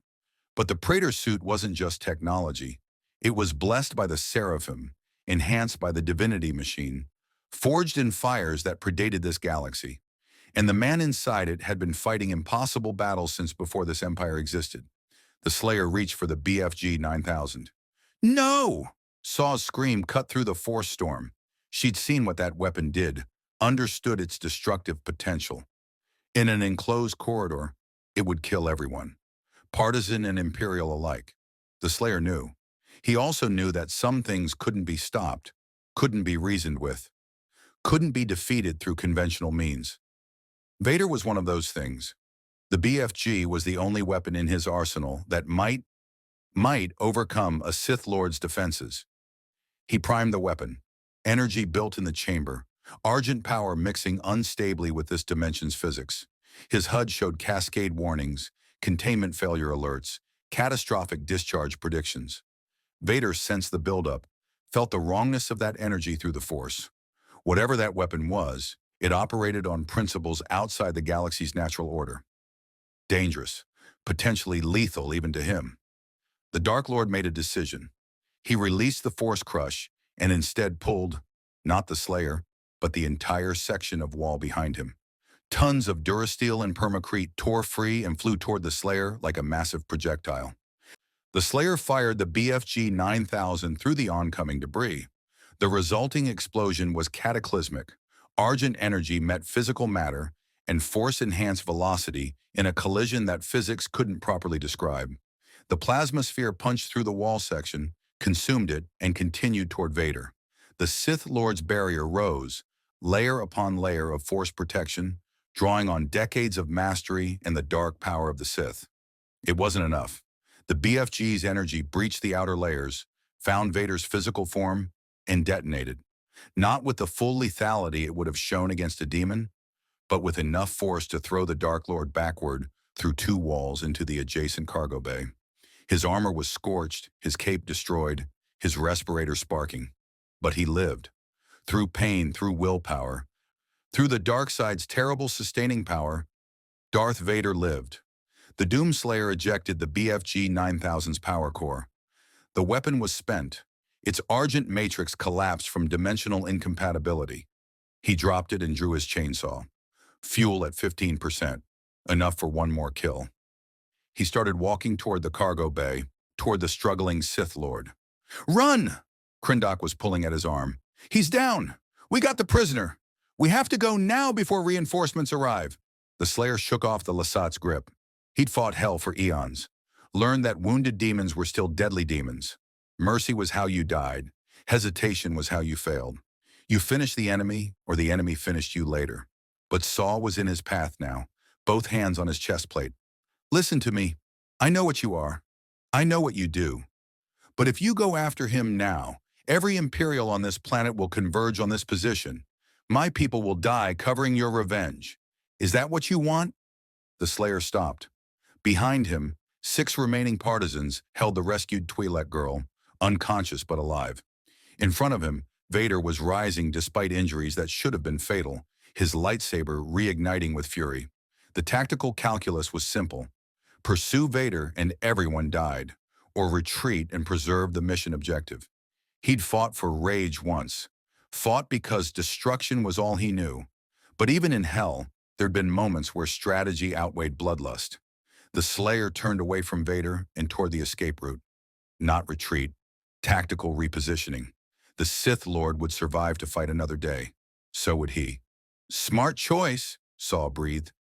They ran as the Imperial reinforcements arrived, dozens of stormtroopers flooding into the laboratory sector. Behind them, Darth Vader struggled to his feet, pain radiating through ruined systems. The Emperor would need to know. This wasn't just an anomaly. This was a threat that could kill Sith Lords. But right now he was alive, wounded, and the enemy was escaping. Vader raised his hand toward the fleeing partisans, preparing to collapse the corridor. Bury them all alive. Then his respirator failed completely. His lungs seized without mechanical support. Vader collapsed, forced to choose between pursuit and survival. He chose survival, activating his emergency beacon. The Doomslayer and the partisans emerged from the maintenance tunnels, 2 kilometers outside Capital City, exhausted, bloodied, but alive. They'd struck the Empire's heart, freed a prisoner, and survived an encounter with its deadliest enforcer. The galaxy would remember this night, the night something from beyond proved that even Sith Lords could bleed. The Emperor's hologram flickered to life in the medical bay aboard the Relentless, casting blue light across Darth Vader's regeneration tank. Palpatine's withered face showed no concern for his apprentice's condition, only cold calculation. You failed to capture the anomaly, Lord Vader. Yes, my master. Vader's voice was even weaker through the temporary respirator, his body submerged in Bacta, while medical droids worked to repair his primary systems. It possesses weaponry beyond our current understanding. The energy discharge that struck me, it operated outside the Force's framework entirely. Fascinating. Palpatine's eyes gleamed with hunger that had nothing to do with compassion. A power source independent of midichlorians. A warrior who cannot be sensed, predicted, or controlled through the Force. He leaned forward. I want it captured, studied, its technology reverse-engineered. If we could replicate that weapon, it may not be possible, Master. The being's armor, its weapons, they appear to be from another dimension entirely. Our physics may not support their operation. Then we will make them support it. Palpatine's tone brooked no argument. Deploy the Inquisitorius, every available hunter. Offer bounties through the underworld. 1 million credits for capture, 500,000 for confirmed kill. And Lord Vader, when you are operational again, you will finish what you started. As you wish, my master. The hologram died. Vader floated in the Bacta, his thoughts turning inward. The anomaly had fought with precision that suggested millennia of combat experience, had adapted to Force attacks within seconds, and most troublingly, had chosen tactical withdrawal over bloodlust when given the choice. That spoke of intelligence, strategy, discipline. Hell, the being's armor had whispered. Argent energy, demonic war. Vader had heard legends from the ancient Sith archives, stories of dimensions beyond the known galaxy, of warriors who fought eternal wars against forces that made the dark side look tame. He'd dismissed them as mythology. Perhaps he'd been wrong.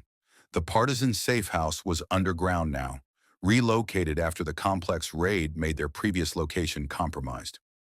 The Doomslayer sat in a corner, methodically repairing his armor with tools scavenged from the base's workshop. The lightsaber burns had compromised 3 major armor sections. His left gauntlet was barely functional. The BFG 9000 was permanently disabled, its power core depleted beyond recovery. Saw approached carrying 2 containers of preserved food. She set one beside him, not offering directly, just leaving it available. You should eat. Even warriors need fuel. The Slayer ignored the food, focused on welding a replacement plate to his shoulder pauldron. Right. Strong, silent type. Saw sat across from him, opening her own container. So here's where we stand. The rescued prisoner, her name is Hera Sola, is stable. She'll recover thanks to you. The data we stole is being transmitted to the rebellion's high command. And Vader, she paused. You hurt him. Badly.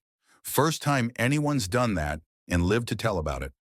The Slayer continued working, but his visor tilted slightly, listening. Problem is, you're now the most wanted being in the Empire. They've put a bounty on your head that'll bring every hunter in the Outer Rim. The Inquisitorius is mobilizing, and Vader himself will come for you again once he heals. Saw met his visor's amber glow. My partisans can't protect you from that. Hell, we can barely protect ourselves. She set down her food, leaning forward. So I need to know, what's your plan? You can't fight the entire Empire alone. You're tough, maybe the toughest fighter I've ever seen. But even you have limits. That weapon of yours is gone. Your armor's damaged. And sooner or later, they'll overwhelm you through sheer numbers. The Doomslayer had heard similar assessments before. The UAC had said demons couldn't be fought by one man. Hell's armies had believed themselves infinite. The Khan Maker had proclaimed him too limited, too mortal to threaten the divine order. They'd all been wrong, but Saw had a point. This wasn't hell, where he could absorb argent energy from fallen demons to sustain himself indefinitely. Here, every shot expended was one less in reserve. Every armor breach was permanent until he found replacement materials. And the enemy, the Empire, numbered in the billions across thousands of worlds. For the first time since arriving in this galaxy, the Doomslayer faced a tactical reality he couldn't simply smash through. Resource limitation in a protracted war. His helmet's external speaker crackled. Not words, but a sound like adjusting frequencies. Then, through enormous effort and years of disuse, a voice emerged. Barely human, ground down by eons of rage and pain, but functional. Where? Saw blinked. You can talk? Where? The Slayer repeated, each syllable clearly costing him. Emperor. Understanding dawned on Saw's face. You want to go after Palpatine himself. Cut the head off the snake. She whistled low. That's ambitious. Suicidal, really. The Emperor never leaves Coruscant, and that planet is the most heavily fortified location in the galaxy. Imperial Palace, millions of troops, orbital defense platforms, Vader himself as personal guard when he's not deployed. The Slayer's visor remained fixed on her. But, Saw continued slowly, there are rumors. Intelligence suggests Palpatine occasionally travels to inspect secret facilities, black sites where he conducts force experiments. If we could track one of those visits, maybe, you'd have a window. A small one. The Slayer nodded. One window was all he'd ever needed. It would take time, Saw warned. Weeks, maybe months to gather that intelligence. And you'd need to stay alive that long, while every hunter in the galaxy searches for you. She studied him. Can you do that? Can you hide? The Doomslayer returned to repairing his armor. Not hiding, preparing. There was a difference.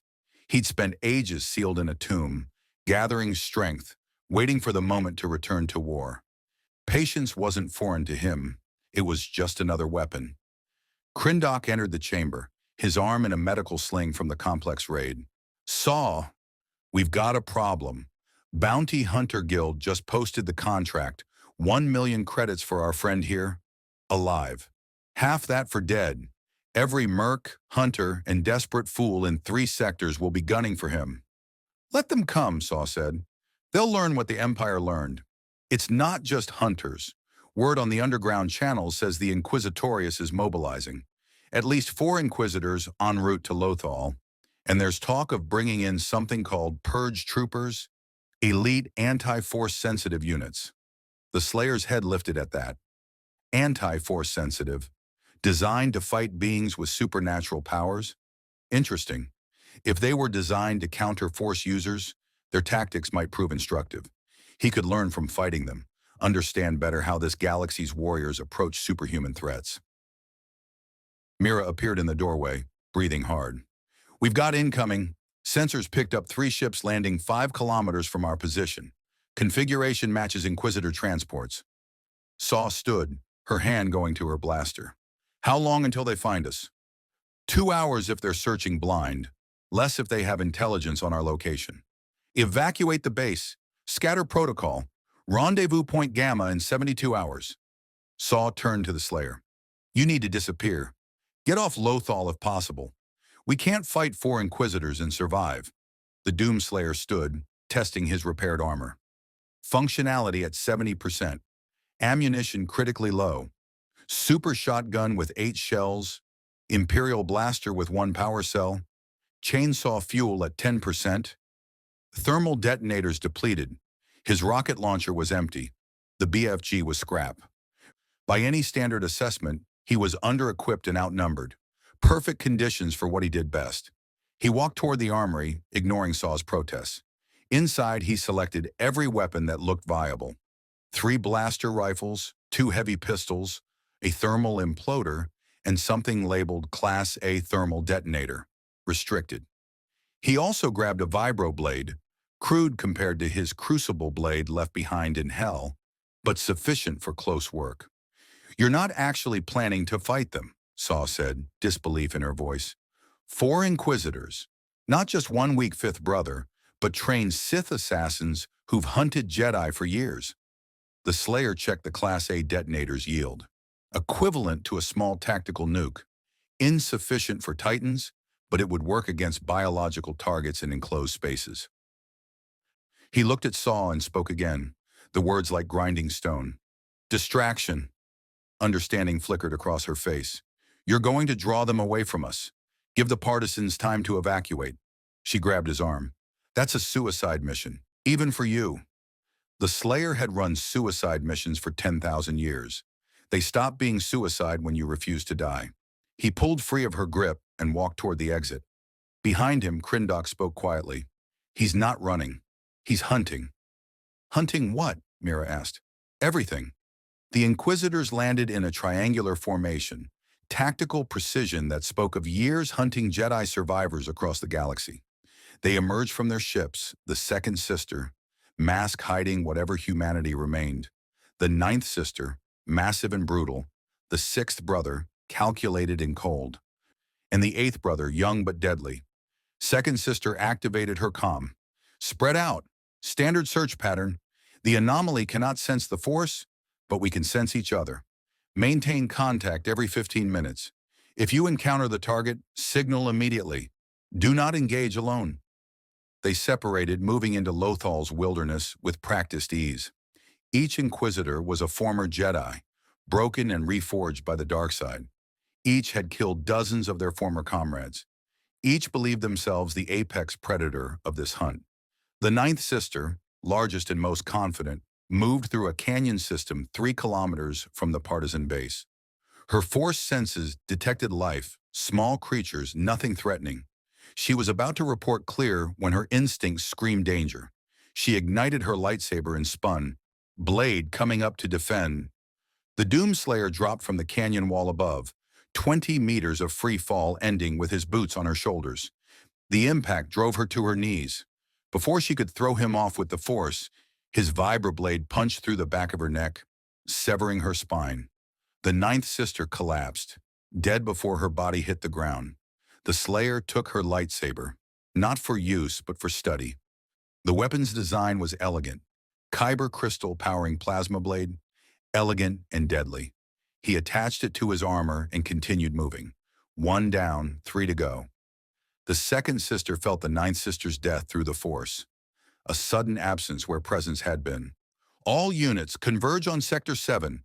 The anomaly has engaged." But the Doomslayer wasn't in Sector 7 anymore. He was moving fast, using terrain and the Force users' reliance on supernatural senses against them. They expected to sense him coming, expected fear or anger to broadcast his location through the Force. They found nothing, just empty canyons and growing dread. The Sixth Brother reached the Ninth Sister's corpse and studied it with cold calculation. Clean kill. Professional. The anomaly had struck from above, used surprise and overwhelming force. "It's hunting us," he reported, "systematically." "Impossible," the Second Sister snapped. "We are Inquisitors. We hunt—" Her transmission cut off mid-sentence. The Doomslayer had found her using simple tactics. Track the comms, predict convergence points, set an ambush. When she'd entered a narrow canyon pass, he'd triggered a prepared rock slide. Tons of stone buried her. She survived. Force barriers were effective, but she was trapped, struggling to excavate herself. The Slayer approached with the chainsaw. 5% fuel. Enough for one last kill. The Second Sister's screams echoed through the Force, felt by every Inquisitor on the planet. Then silence. The Sixth Brother and Eighth Brother stood back to back now, Lightsabers ignited, reaching out with the Force to find their attacker. They felt nothing. No presence, no malice, no fear. Just empty space where something should be. "This is wrong," the eighth brother muttered.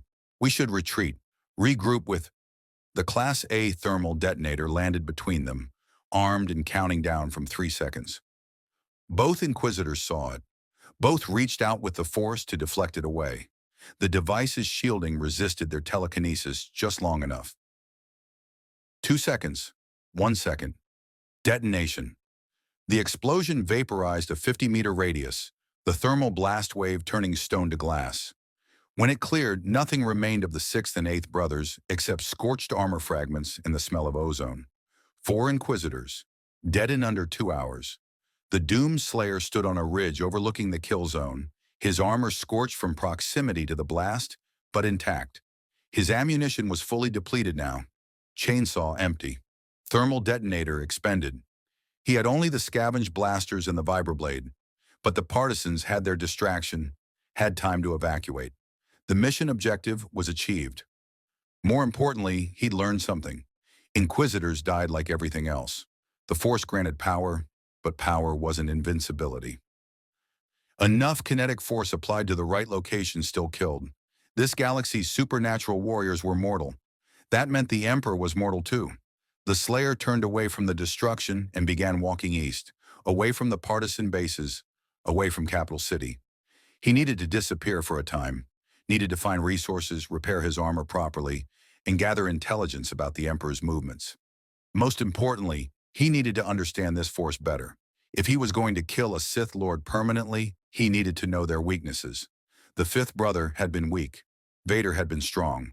The Emperor would be stronger still. In orbit, Governor Price received the reports of 4 dead Inquisitors with a sick feeling in her stomach. Darth Vader would be informed. The Emperor would demand answers. And she would have none to give except the same truth she'd been reporting for days. This warrior was beyond their capability to contain. On Coruscant, in the depths of the Imperial Palace, Emperor Palpatine smiled.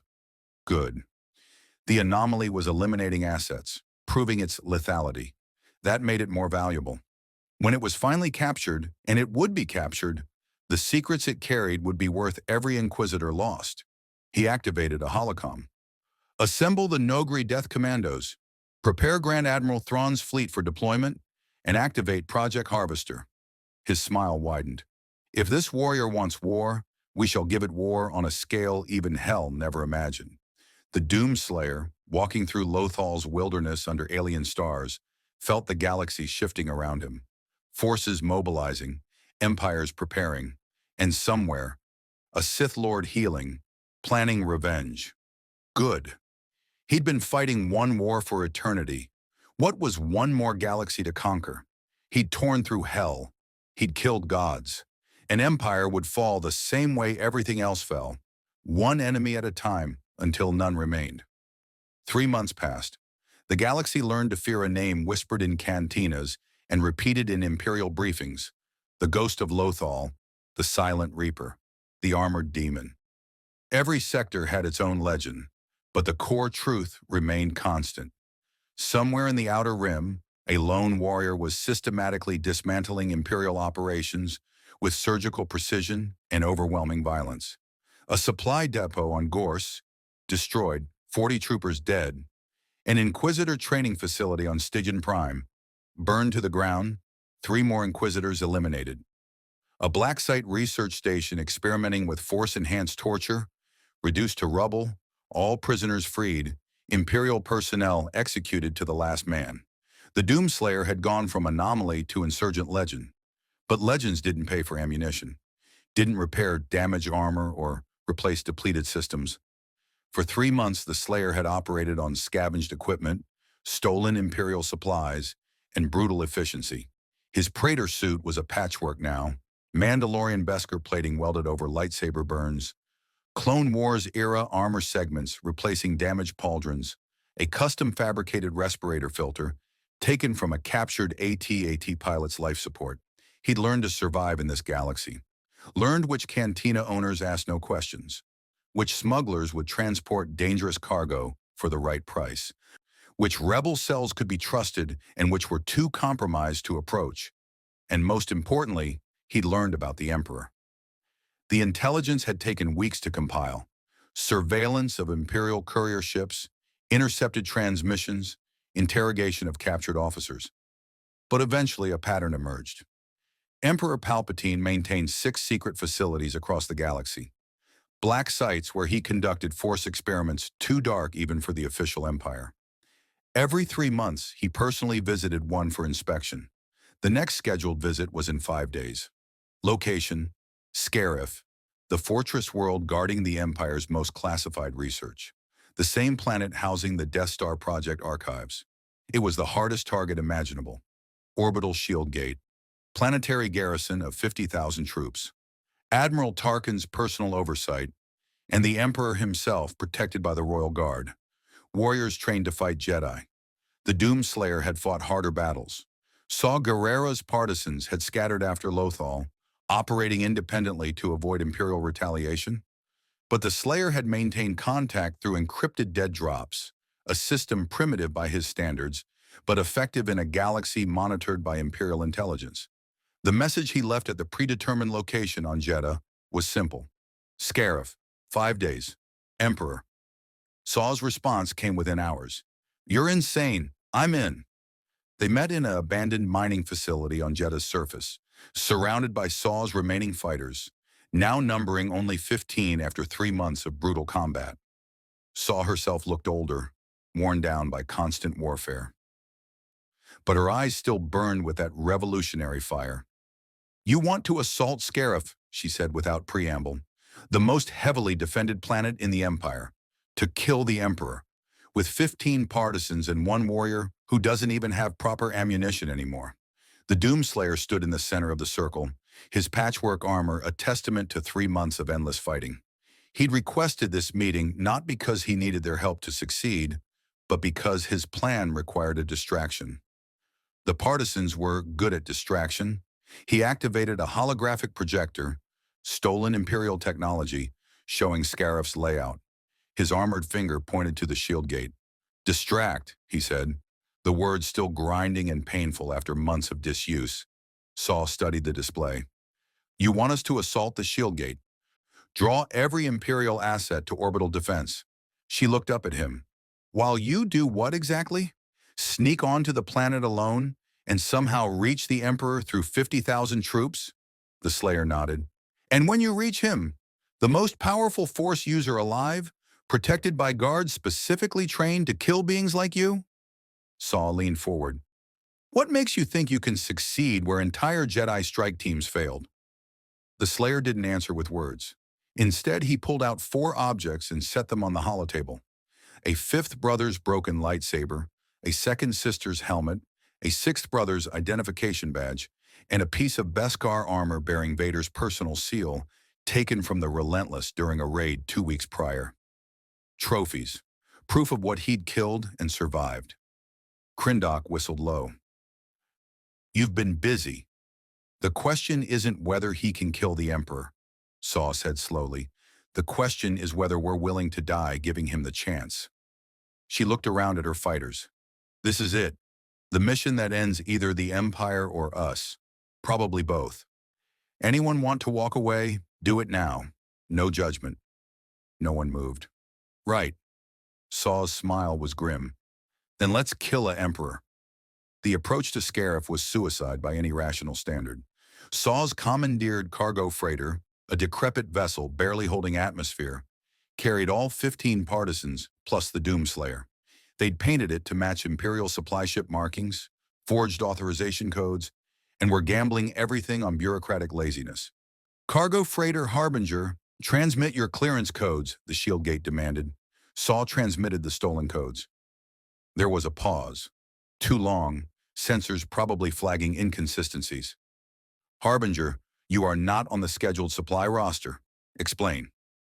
Emergency resupply for the Emperor's visit, Saw improvised. Priority Alpha 1 clearance. You want to be the officer who delayed supplies for Palpatine himself? Another pause. Longer this time. The Doomslayer prepared weapons, ready to breach the cockpit window and assault the gate manually if needed. Clearance granted. Proceed to Platform 7 for inspection. Saw let out a breath she'd been holding. We're in. Now comes the hard part. The Harbinger descended toward the platform. The moment they docked, the plan would execute. Partisans would assault the gate's control center, disable the shield, and hold position as long as possible. The Slayer would take an escape pod down to Scarif's surface, locate the Emperor's landing zone, and do what he did best. It was insane, desperate, doomed to fail. The Slayer checked his weapons one final time. He'd spent the last of his credits and stolen resources preparing for this.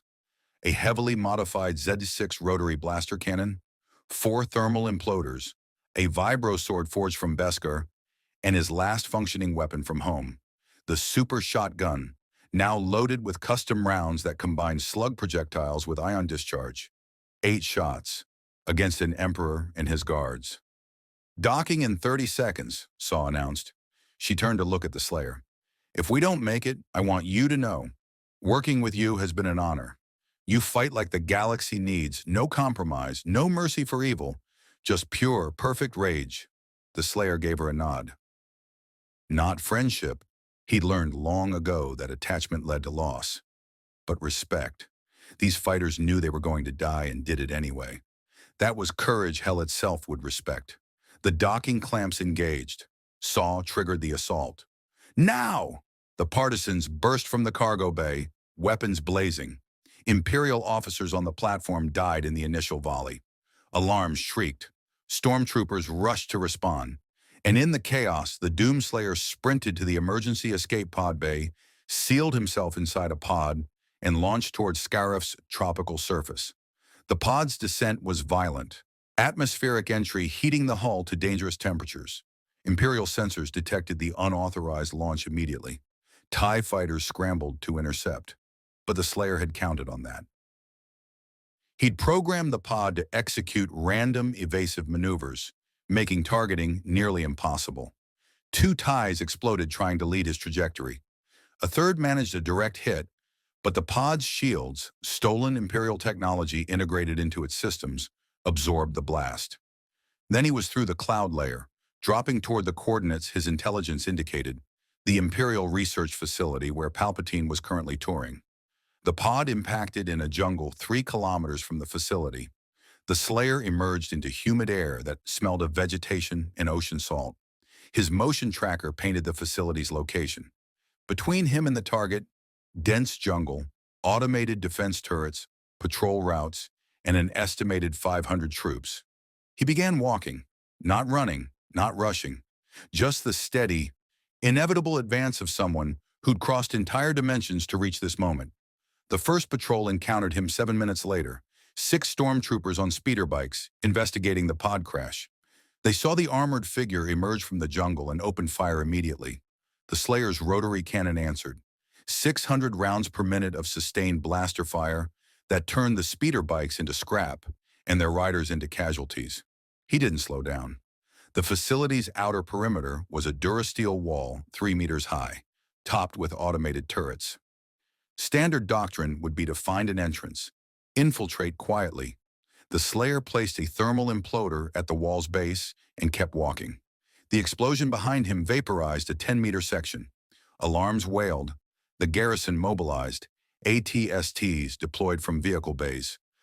And in the facility's command center, Admiral Tarkin watched tactical displays with cold calculation.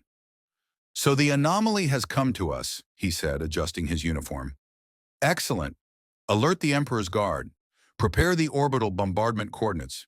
If we cannot capture it, we'll atomize it from orbit." But Tarkin made one miscalculation. He assumed the warrior was attacking the facility. The Doomslayer had no interest in the facility. He wanted the man inside it. The Slayer didn't fight through the main gate. He didn't assault the obvious defenses. Instead, he circled to the facility's eastern section, where intelligence indicated the Emperor's personal shuttle was parked, where Palpatine himself would be preparing to depart after his inspection. He climbed the exterior wall using pure strength and armor-enhanced grip, his gauntlets punching handholds into durasteel.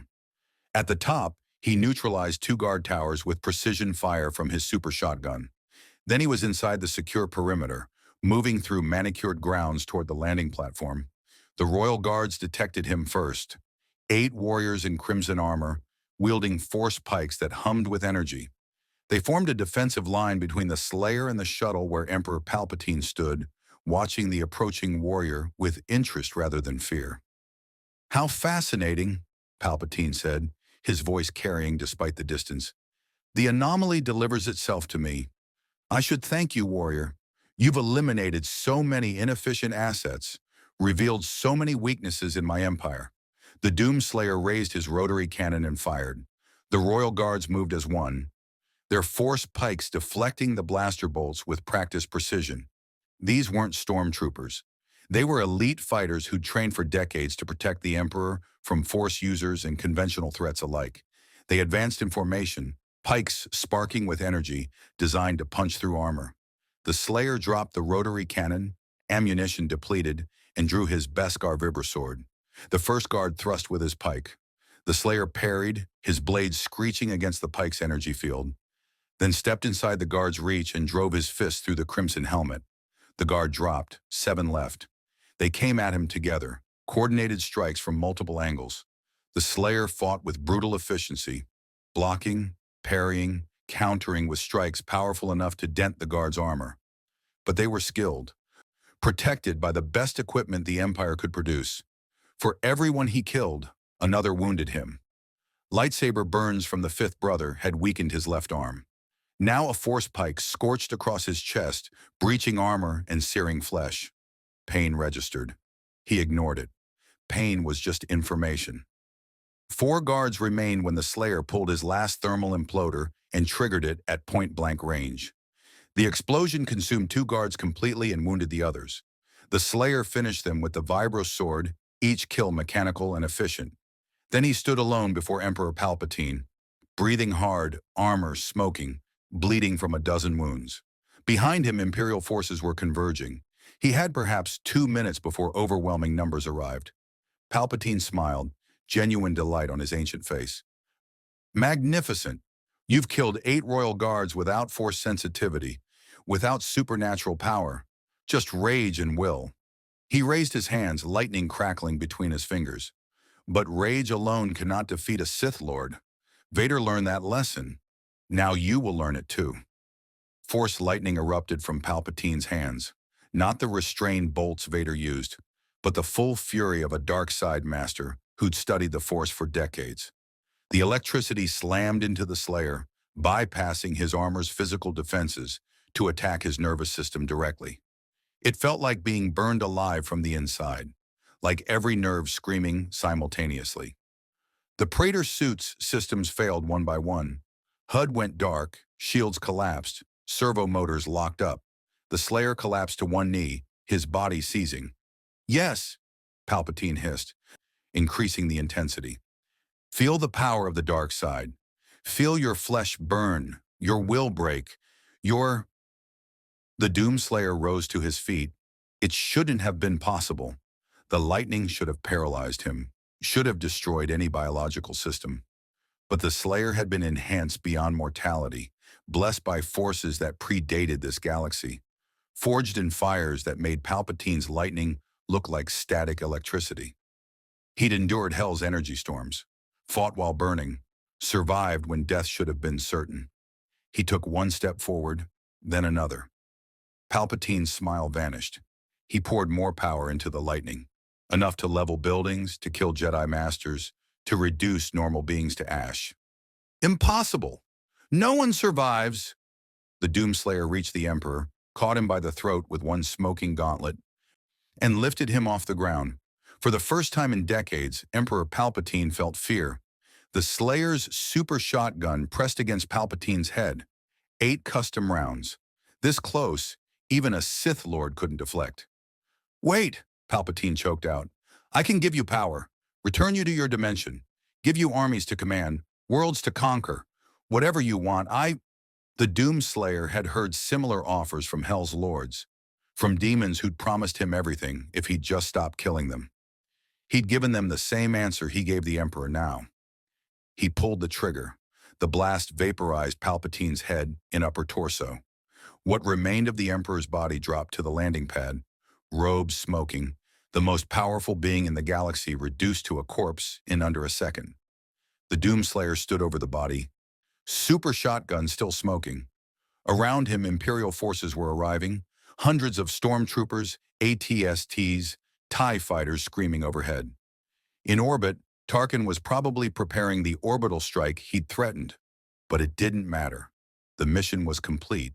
The Emperor was dead, and a galaxy built on fear and tyranny had just lost its architect.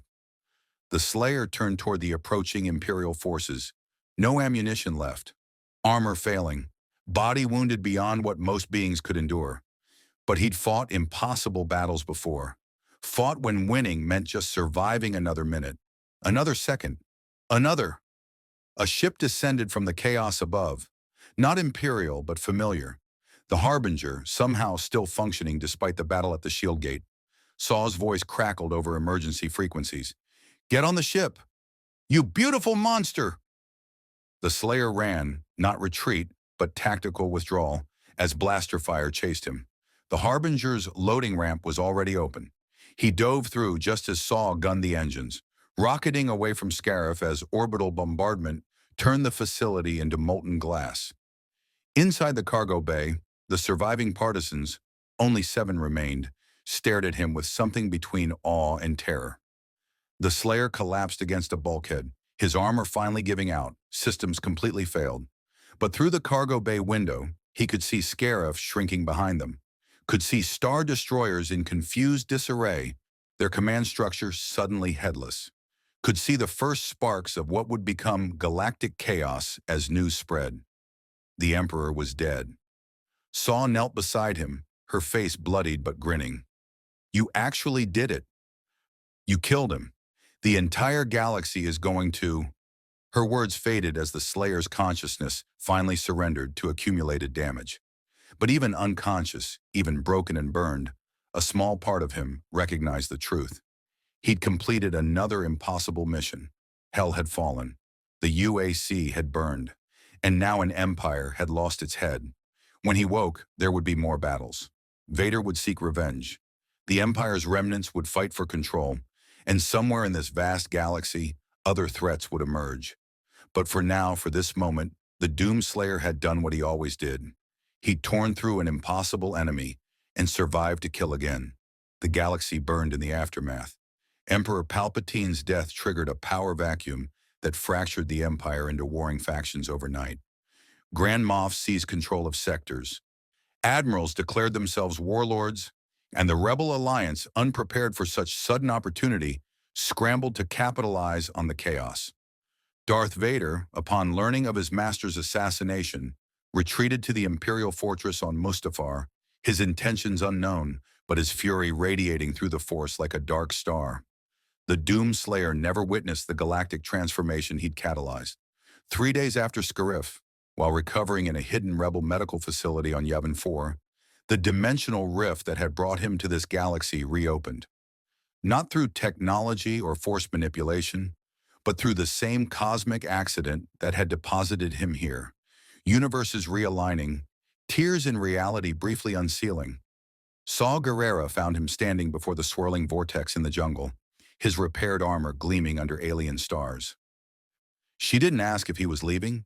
The answer was written in his posture, in the way he checked weapons one final time before facing the unknown. "Will you come back?" she asked instead. The Doomslayer looked at her, then at the Rebel base where fighters prepared for a war they might actually win now. This galaxy had its own heroes, its own warriors rising to fight tyranny. They didn't need him anymore. Hell, however, always needed him. Demons were eternal, and his war was far from over.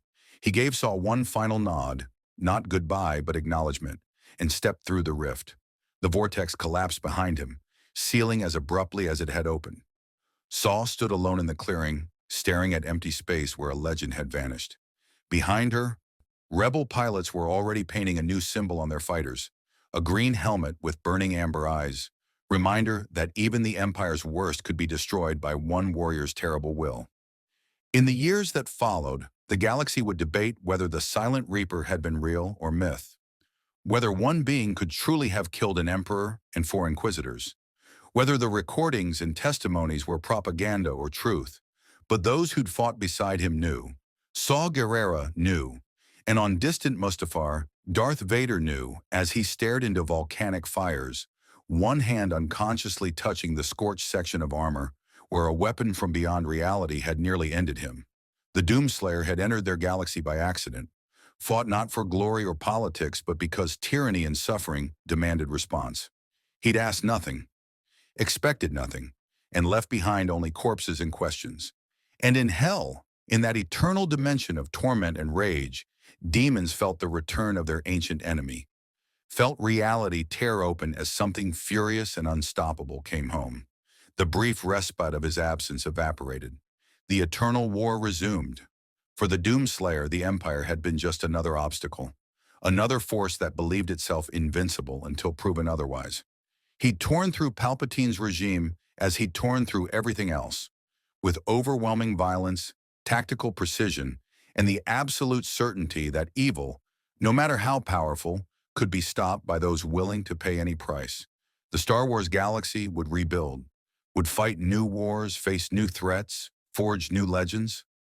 But they would always remember the warrior from beyond who proved that even in a universe governed by the Force, some things transcended destiny. Some things could not be stopped, could not be turned, could not be corrupted. They could only be survived, and survival was never guaranteed.